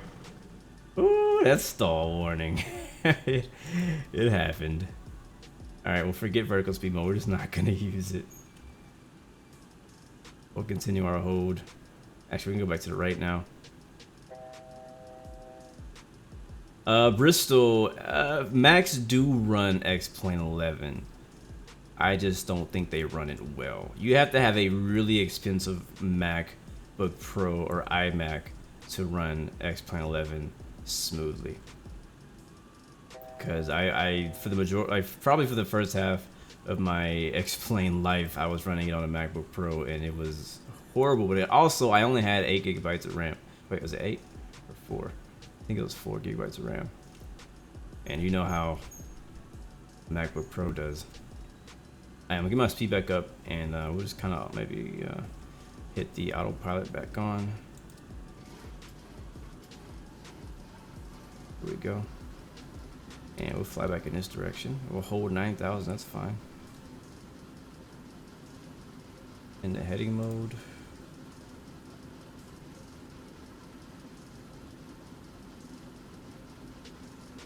Actually, I want to go back to 11. I want to be at 11.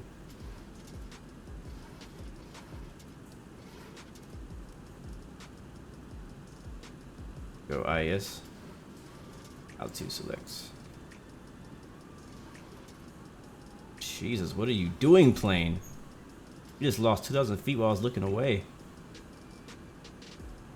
Ooh, new Microsoft Flight Sim might actually do a whole lot better on the Mac. To be honest with you, wow, look at this. We are losing altitude like nobody's business.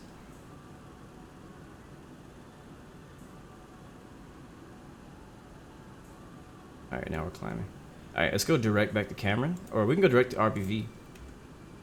Yeah, let's do that. Let's go back into nav mode then.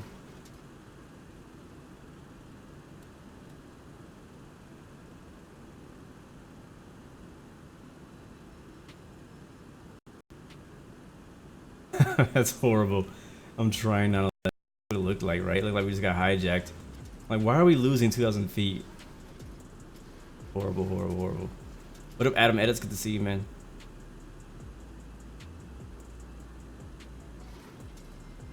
Roger, do I fly in real life? No, not yet. Yeah, don't. I warn you, do not buy a Mac for X-Plane 11 unless you're just rich. I agree with that. Some cloud cover over there near New York. Right, what direction are we going now? Alright, there's RBV over here. After RBV, we're gonna fly to Cameron. Not Cameron, something else over here. Basically just fly over New York City. And not really sure why we're not climbing. I guess we need more power. That's fine. Alright, let's take a look at our approach and get ready for it. Alright, 109.5 in localizer. Is that up here? Down here. 109.5.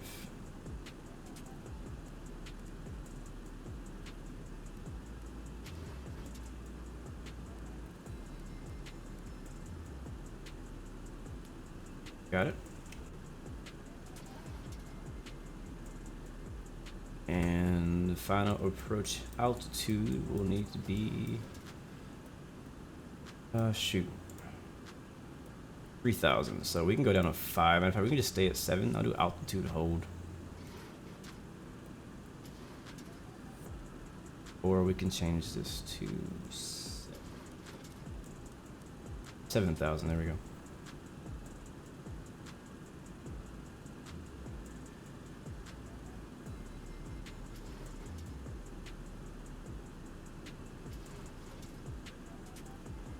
Fran3, you live in New York City, and today would be freaky to be in an airliner, to say the least. On this date, God bless the victims of 9/11. I agree with you, man. I'm not saying I wouldn't fly today.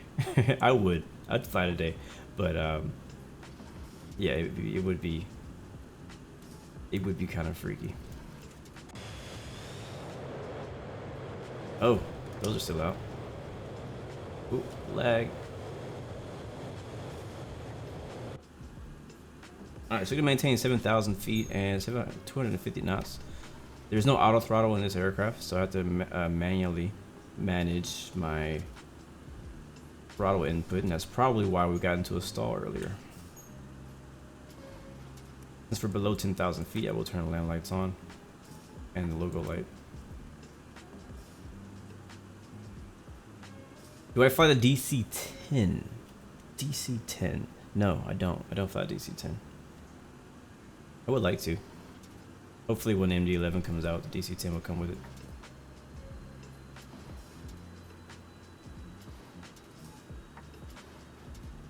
Alright, looks like we're making our turn now.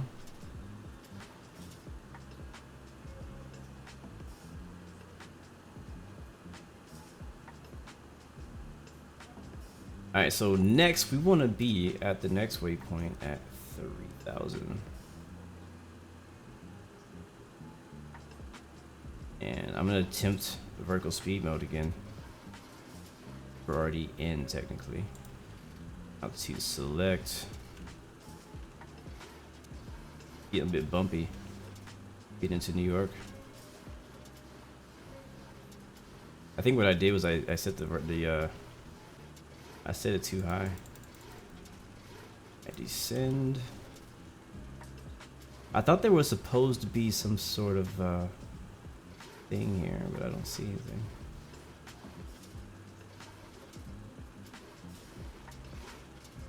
Yeah, it's too much. Another thing that's been on my mind this week is that a racetrack? Like, oh, speaking of racetracks, is NASCAR Heat 4. You guys know I'm a huge racing fan and even a bigger NASCAR fan. And that game just came out today on early release. It actually comes out on Friday. But for pre-order and early release, if you have, I think, the special edition or gold edition, you get to play it today.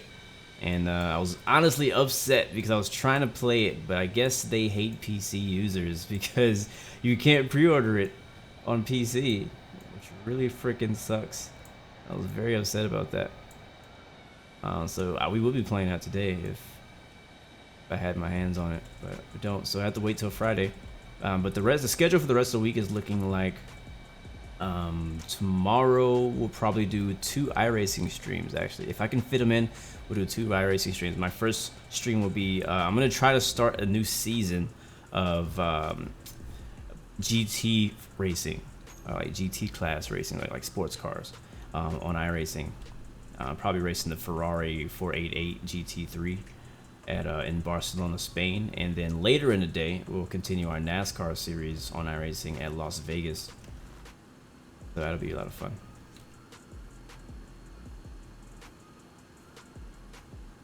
And then Friday we'll do NASCAR Heat. It looks like we're actually gonna miss. I'm gonna vector myself this way. I want to take the scenic route. So back to heading mode. I want to see New York City. And because of that, we're gonna come out of vertical speed mode and we're gonna hold our altitude because I don't want to get too low.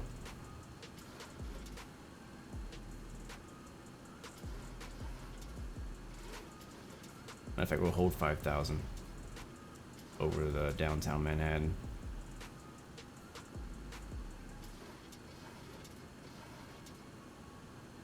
That looks good. Speed looking good.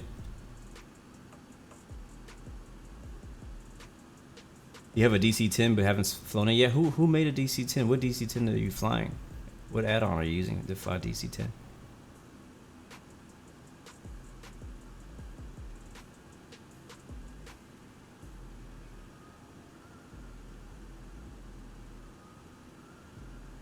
Potato Gaming won't be on Infinite Flight this week. Or I'm saying I won't be on Infinite Flight this week. EOS, what's up, man?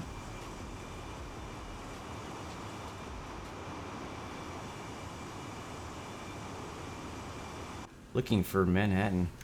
That's what I'm looking for. Bro, if you see my flight track on freaking Project Fly, I am all over the place. Raven, have you landed yet? Or whoever was flying with us. I think it was Raven and somebody else. I know Ethan was flying with us too.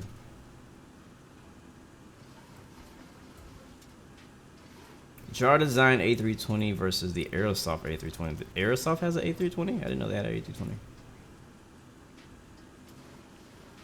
I have the JAR Design A320 Neo, but I haven't flown that thing since like I installed X-Plane like years ago.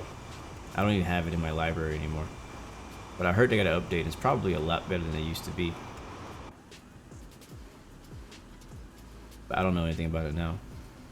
Raven just landed for FSX. Okay, I was like, yeah, I don't think that exists on X-Plane.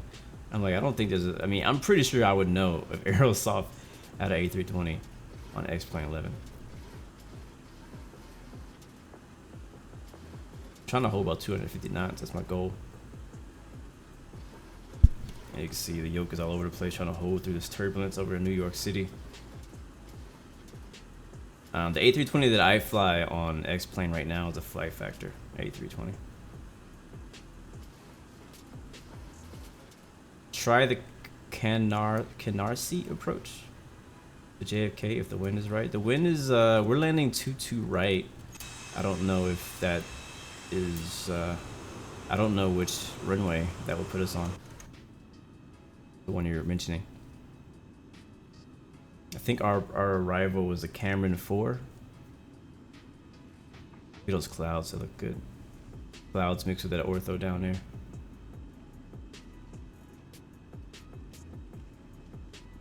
Well, Aerosoft actually has a lot of scenery that they've brought over to X-Plane 11. So people like us X-Plane 11 people, we know about Aerosoft. We just don't know about many of their aircraft.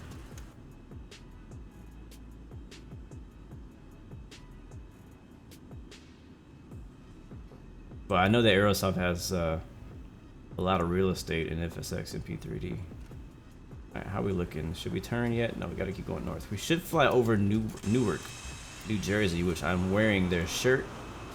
New Jersey, that's not it right there. That wing flex is sexy though, ain't it? Oh, I don't know what airport that is, but that's definitely DLC. I think that's part of the New York City airport pack from Trewicki, whatever you say. Yeah, I think that's one of the little small airports that comes with it. Yeah, there's Newark right there, and there's New York City.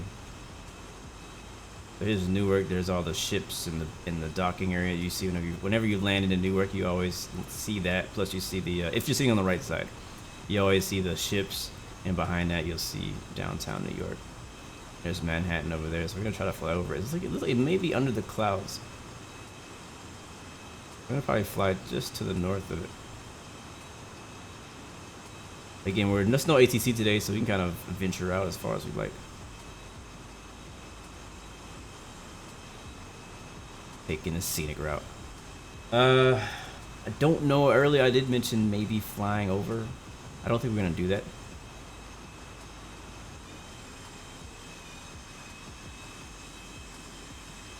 ATR 72. Yeah, we don't. X-Plane doesn't have an ATR. I don't think. Alright, let's make a turn. About 90, 45 degrees or so. We do 90, I guess. Am I gonna recreate 9/11? No, sir. No, that's not something that you're ever gonna see me do. That's really nothing to joke about, honestly. And the fact that you say that, you probably don't live in the U.S. How do I learn to fly so well? You purchase a plane and don't understand a lot of the directions. I just practice, I guess. I still don't fly. I don't feel like I fly them that well.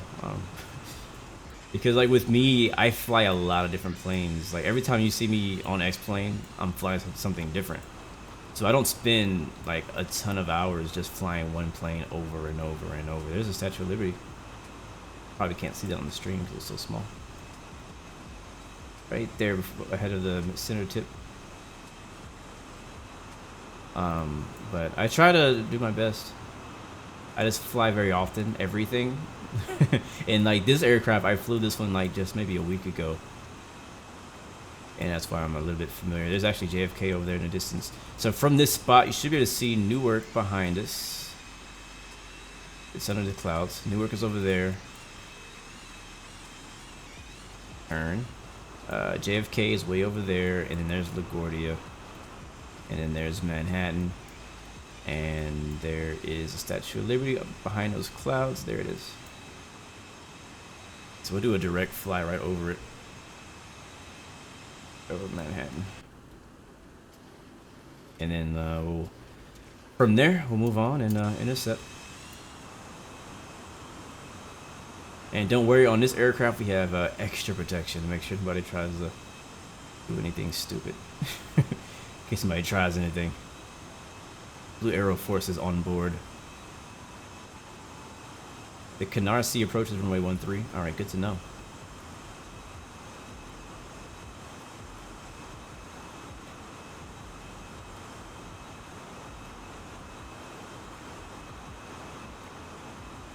Goes downtown. Gorgeous. And this is default. This is default New York City as far as the city part. So airports around here are all payware, but the city itself is X-Plane default. So this is out of the box right here. Oh, that's sexy. Manhattan. Haven't been there in a while. I don't know why this really random long tower is there. I don't think that's accurate. There's the Brooklyn Bridge, I think. One of those is. We'll just circle it. Matter of fact, we'll just do that.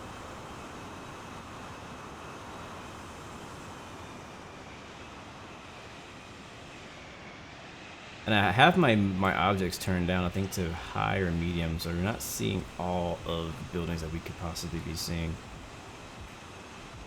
All right, how fast are we going? Oh, we're going really fast. That's why we're making such a huge wide turn. It was the Empire State Building. I actually got a chance to go up on that. No, it's not. Where is it?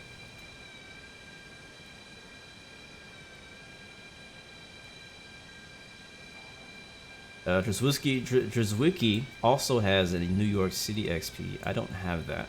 I've considered buying it multiple times, but then I didn't. For multiple reasons. Alright, why are you not turning anymore? I told you to keep turning. That sound is just the gear is not down. Oh, nice. You're getting a Thrustmaster 4 HOTAS. I need a new one. I want to get like the Warthog or the F-18 HOTAS. That's what I would like. I tried I think I've tried out one of them at FS Expo, and it felt really nice. Like, it's so smooth. It's so perfect. Oh, there's a Statue of Liberty. Again, X-Plane default, except for the ortho underneath all of this. That's great. Happy for you, Potato Gaming. But yeah, I'm really thinking about getting that. I probably should get some rotor pedals, honestly, before I get a new joystick. All right, sightseeing tour over. Let's get back down to business. I'm gonna go direct to. I don't want to go direct to Corvette because that's gonna be on the ILS. So we'll vector ourselves back to Corvette, which we're 21 miles away from there. We already got our navigation radios set up and ready to go for that. Let's. I want to also do one more thing. What is the approach? 221. All right. And where do we put that in? That's gonna be down here. Oh. Oh, I think it's. So I'm gonna switch this to nav loc. Wait. Is that what I want to do? No, that's not what I want to do. Back to heading.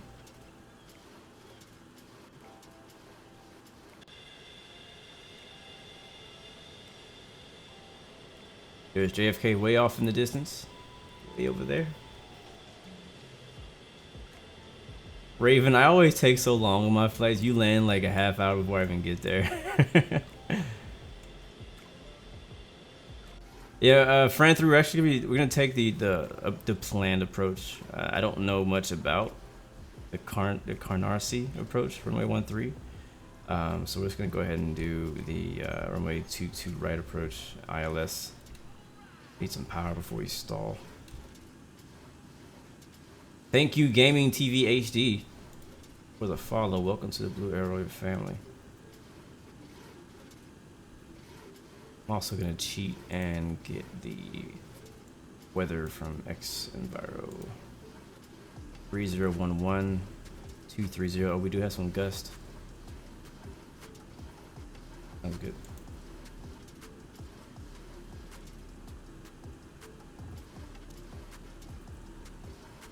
What did I say? I already forgot. Was it 211? 2011? I forget so fast. Like, that is how fast I forgot what the altimeter was. Yes, 3011. Okay. My memory is so bad sometimes. Alright, 3011, 3011. Okay. Roger. See you next time, man. You sure you want to miss the landing? Are you sure? We'll switch to nav mode.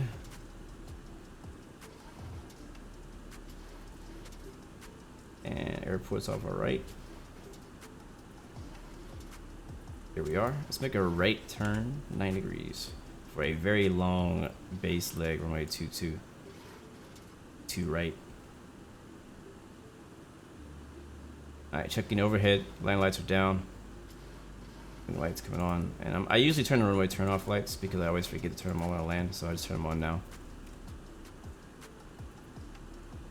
Panel back here is looking good. Flight plan's looking good.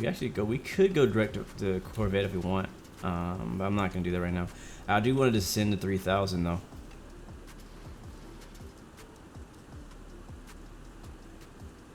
Altitude select and vertical speed descend. It's so tough. Like if you're not constantly looking at that speed, it's so easy to overspeed in this. Oh, there's LaGuardia we're flying over.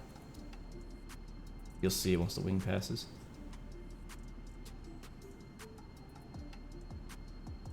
That wing flex. LaGuardia right there. I love LaGuardia. Like as an airport.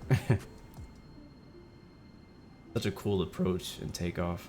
Alright, somebody's down there. It's like a United flight. United does fly LaGuardia. Alright, and there's our destination over there. Runway 22. Well, it's gonna be a short approach, so let's prepare for that. Don't worry, that sound is because our gear is not down. But the speed breaks out. Getting pretty darn close right now. Alright, let's see if I remember how to get the ILS working. So altitude 4,000. We need to descend faster.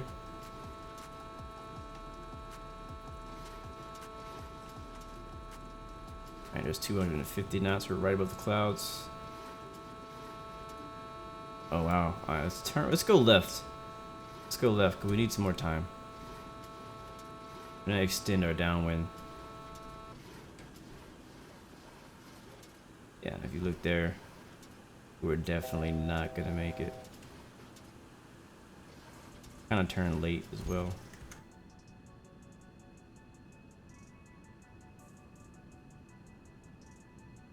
My flight track is all over the freaking place.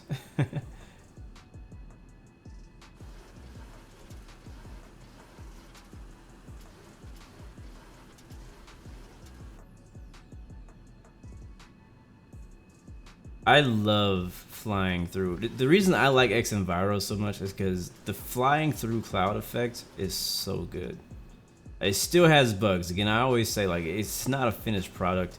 It's still a work in progress, absolutely. But you can tell where they're going with it, and I hope they get there. I really do.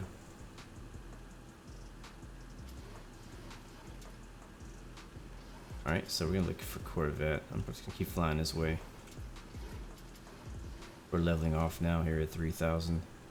Our speed is down. We can kill those spoilers. Uh-oh, they're already out. And go flaps 1.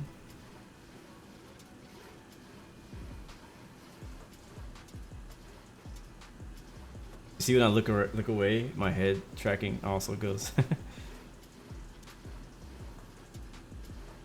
Flaps 2.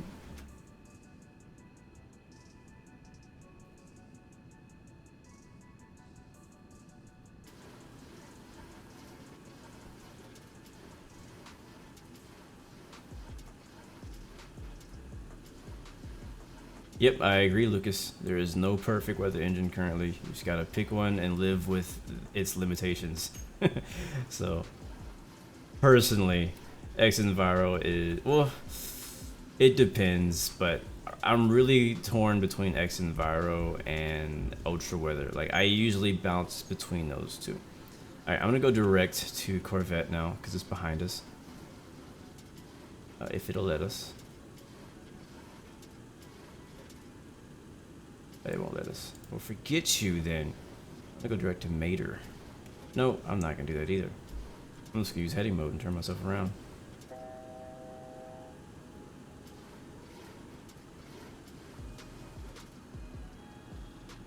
But yeah, I found myself using Ultra Weather mixed with Active Sky or xEnviro are my two choices. So this is my first flight in a while back on xEnviro. I guess they updated it and fixed some of the exhaust bugs, because a while back the exhaust looked horrible. Like, it had like some kind of weird effect. Something was going on competing with the exhaust effect, and it looked really bad behind the aircraft.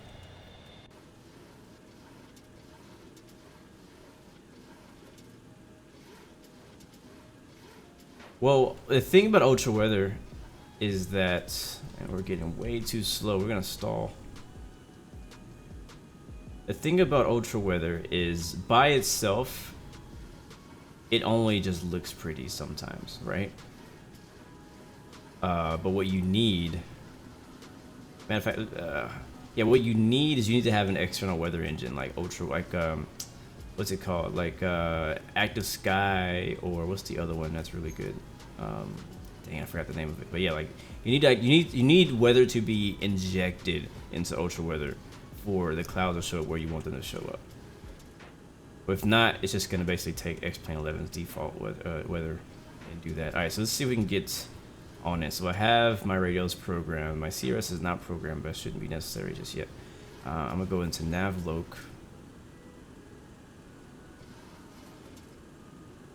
And navloc. And is that gonna work? I think we just flew straight through it. Oh, not yet.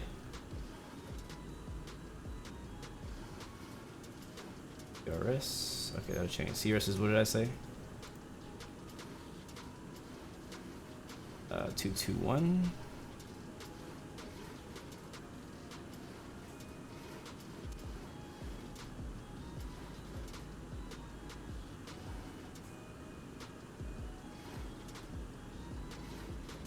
Yeah, 221. Programmed. We're a little fast. We're at 3,000. Alright, glide slope is armed. Localizer says that it's armed. We'll have to see if it will capture that. Again, oh, it's doing that. We're on it. I don't think it's doing it.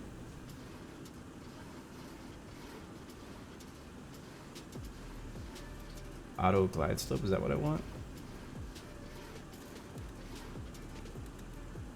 Let's try that. Nothing. Alright, okay, we'll forget it. I'm not gonna take forever trying that. We're gonna land in space behind. I'm taking control. My controls. I have the airport in sight.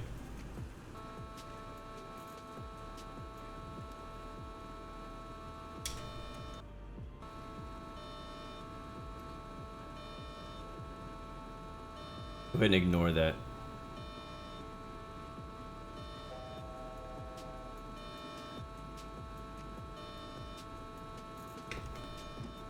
Alright, gear going down. Ooh, we're coming in hot. Ooh, we're coming in hot. Kretz Woo, what's up, man? Welcome to the stream. Alright, we're going sterile from here on.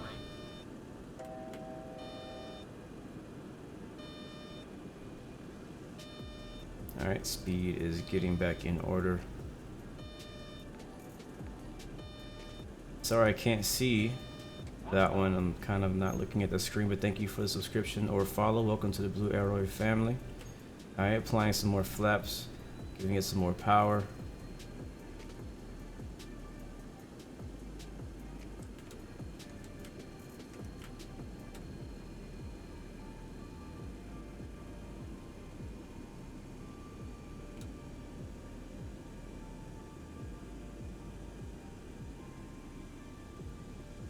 Might have a little bit of a crosswind. I think the wind was 190 and we're landing on 22. Bit slow. We're very slow. Come on, come on, come on. Ooh, we're dropping.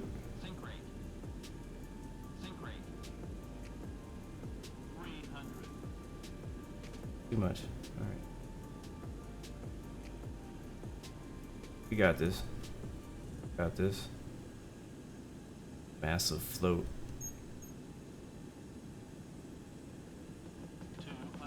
Oh, we're losing. 100. 50. 40. 30. Throttle back slowly, a little bit of rudder. 10.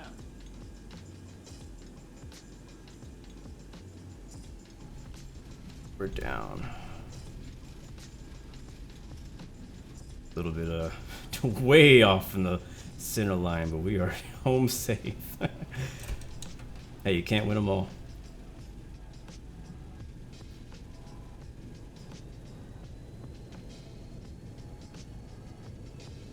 I think that's a runway. Yeah. Take this exit right here.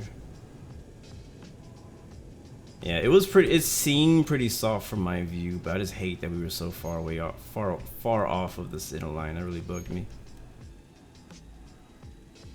That really bothered me. Welcome to New York City, guys. This is JFK International. In real life, I do like this airport. It's like a freaking mall inside. It's just massive.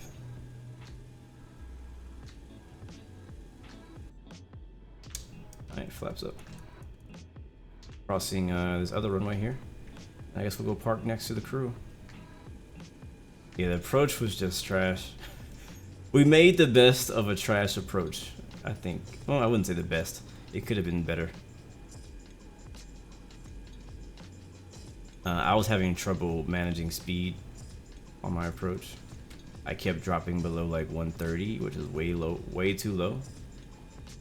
So we were like losing altitude like crazy.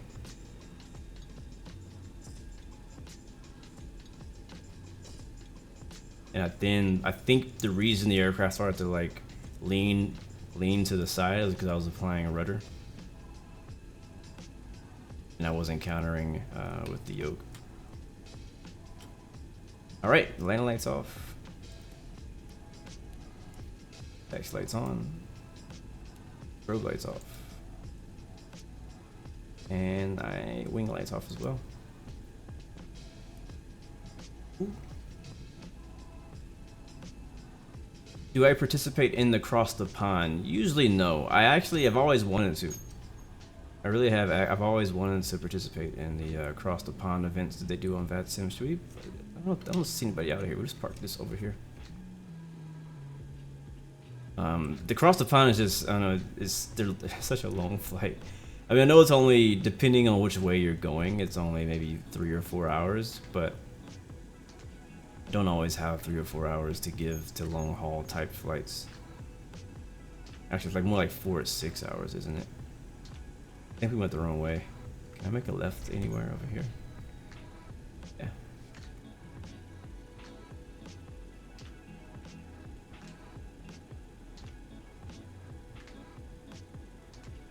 But I have crossed the pond before. But usually it's been like, you know, on a weekday when I basically, you know, take off, let the aircraft fly on its own for 4 to 6 hours, and I come back and land it in London or somewhere, you know. But I've always wanted to actually participate in the actual event where you have ATC and check-ins and all that kind of stuff. I always thought that'd be kind of cool to do. Do I prefer a yoke or a side stick? I prefer, as of now, I prefer a yoke, but that's only because I'd never had, I'm sorry, I prefer a side stick because I've never had a yoke. I would like to have one though. I kind of want to get one. I've mentioned this before in the past. One of the main reasons I prefer a joystick over a yoke right now is because it's more versatile when flying different types of aircraft. So like I wouldn't want to use a yoke to fly a helicopter, I wouldn't want to use a yoke to fly a fighter jet. You know what I'm saying? Like that kind of stuff. And I'm really interested in flying other types of aircraft that don't all just use yokes, as well as like even like the Carbon Cubs, the X Cub. Those are also using joystick. And that should be far enough. Welcome to New York City. Yeah, perfect. Nice. Alright, we'll shut her down. Runway turn off, lights off. Taxi lights off. Logo lights, we'll leave that on. Gonna basically drown this baby. I should say drown. Suffocated by cutting the fuel off.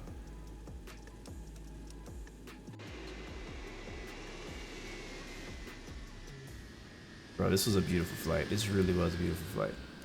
Beautiful plane, beautiful flight, great scenery. I enjoyed every second of this. I really did. Alright, I will go ahead and disconnect from that sim so we can watch our replay. Landing rate was a 38 feet per minute. Wow, I just saw that. That's very soft. That's probably the softest I've ever put down an airliner. But wait till we watch the replay, because we might have floated it in order to get that out. I don't know. The replay will tell the truth.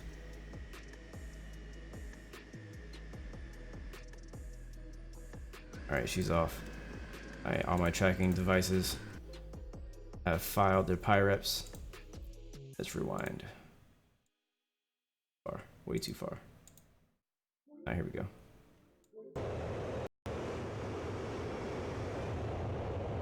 Alright, that's far enough. We'll start out with the belly cam, or one of these. We'll do this one. And then we'll do the flyby.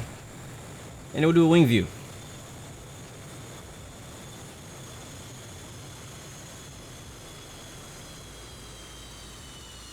My frames are definitely not the best right now.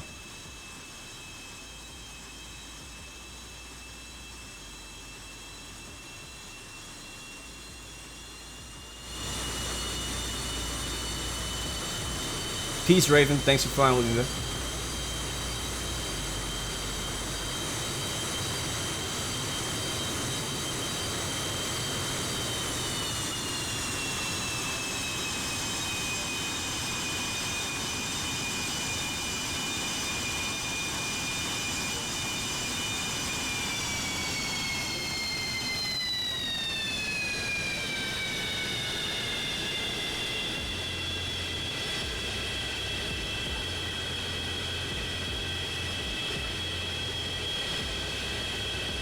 Nice, nice. What up, Daniel Hayden? Or Hatton. Sorry if I said that wrong. You, at the moment, you primarily fly on infinite flight, but you've always been interested in aviation. And this makes you want to get, you also want a setup. A PC setup.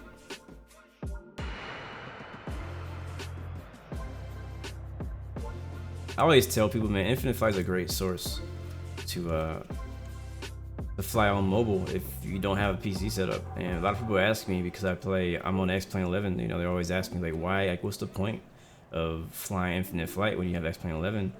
And I'm like, well, the truth is, the majority of people out there don't have a high-end PC, and that frame rate is horrible right now. Got too much going on, I guess.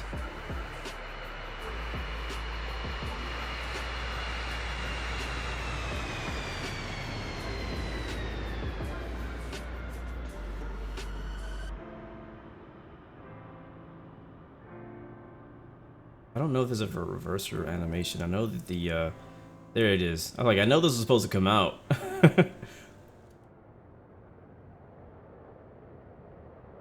Very nice. Let's watch that again. Maybe I'll have better frame rates on the other side. Sometimes my frame rates will drop when I'm zoomed in like really far, because it's trying to load in so much stuff in the background, and we're in New York, so There's a lot going on. But yeah, as I was saying, the majority of people don't have a PC that can handle X-Plane 11. That's the truth. Like me, in the beginning, I didn't have a PC that could handle X-Plane 11. I didn't have a PC that could handle any flight simulator. So my only option was the fact that I had an iPhone 7 at the time. And I was like, well, my iPhone's a beast. I wonder if there's any flight simulators on iPhone just to get my flight simulator fix in, you know? So I found Infinite Flight. I think I made a little bit too much correction there right before touchdown. That's why that wing dropped over there. But we ended up putting both tires on the ground at the same time. That's what I was really working on when doing all that movements. I just wanted to make sure the tires came down at the same time, because a lot of times I end up landing on one tire. I don't want to do that. Harrison Hart, good to see you, man. What's up? All right, one more view. We'll do the wing view and we'll get out of here, guys. Thank you so much for watching, guys. Again, today we're remembering 9/11, everybody affected by that. Definitely praying for the families. Remember, you only get one life. Make sure you do something with it. Take care of the time that you have, because tomorrow is not promised today. That's real.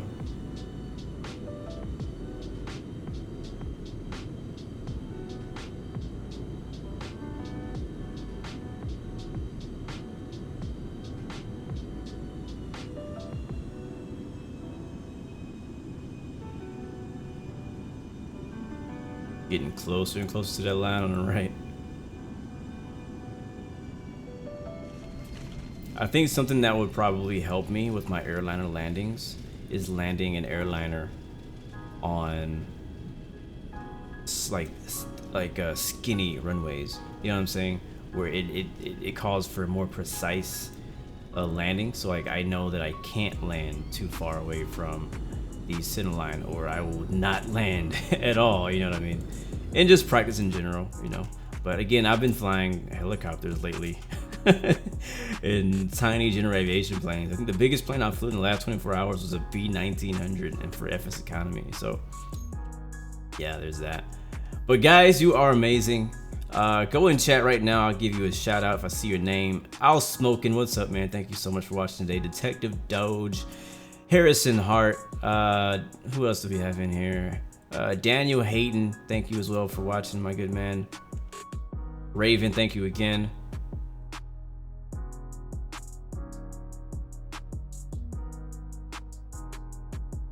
Kretz Woo, I think I missed you earlier. Lucas as well. Minty Aviation. Roger Vlogs. Fran3. Watching this in slow-mo. Bristol Aviation. I think I said your name. I can't remember. EOS, what's up? Adam Edits. HD, what's up, man? Came back just in time for the slow-mo landing. We're getting out of here, though, man. Thank you so much for watching.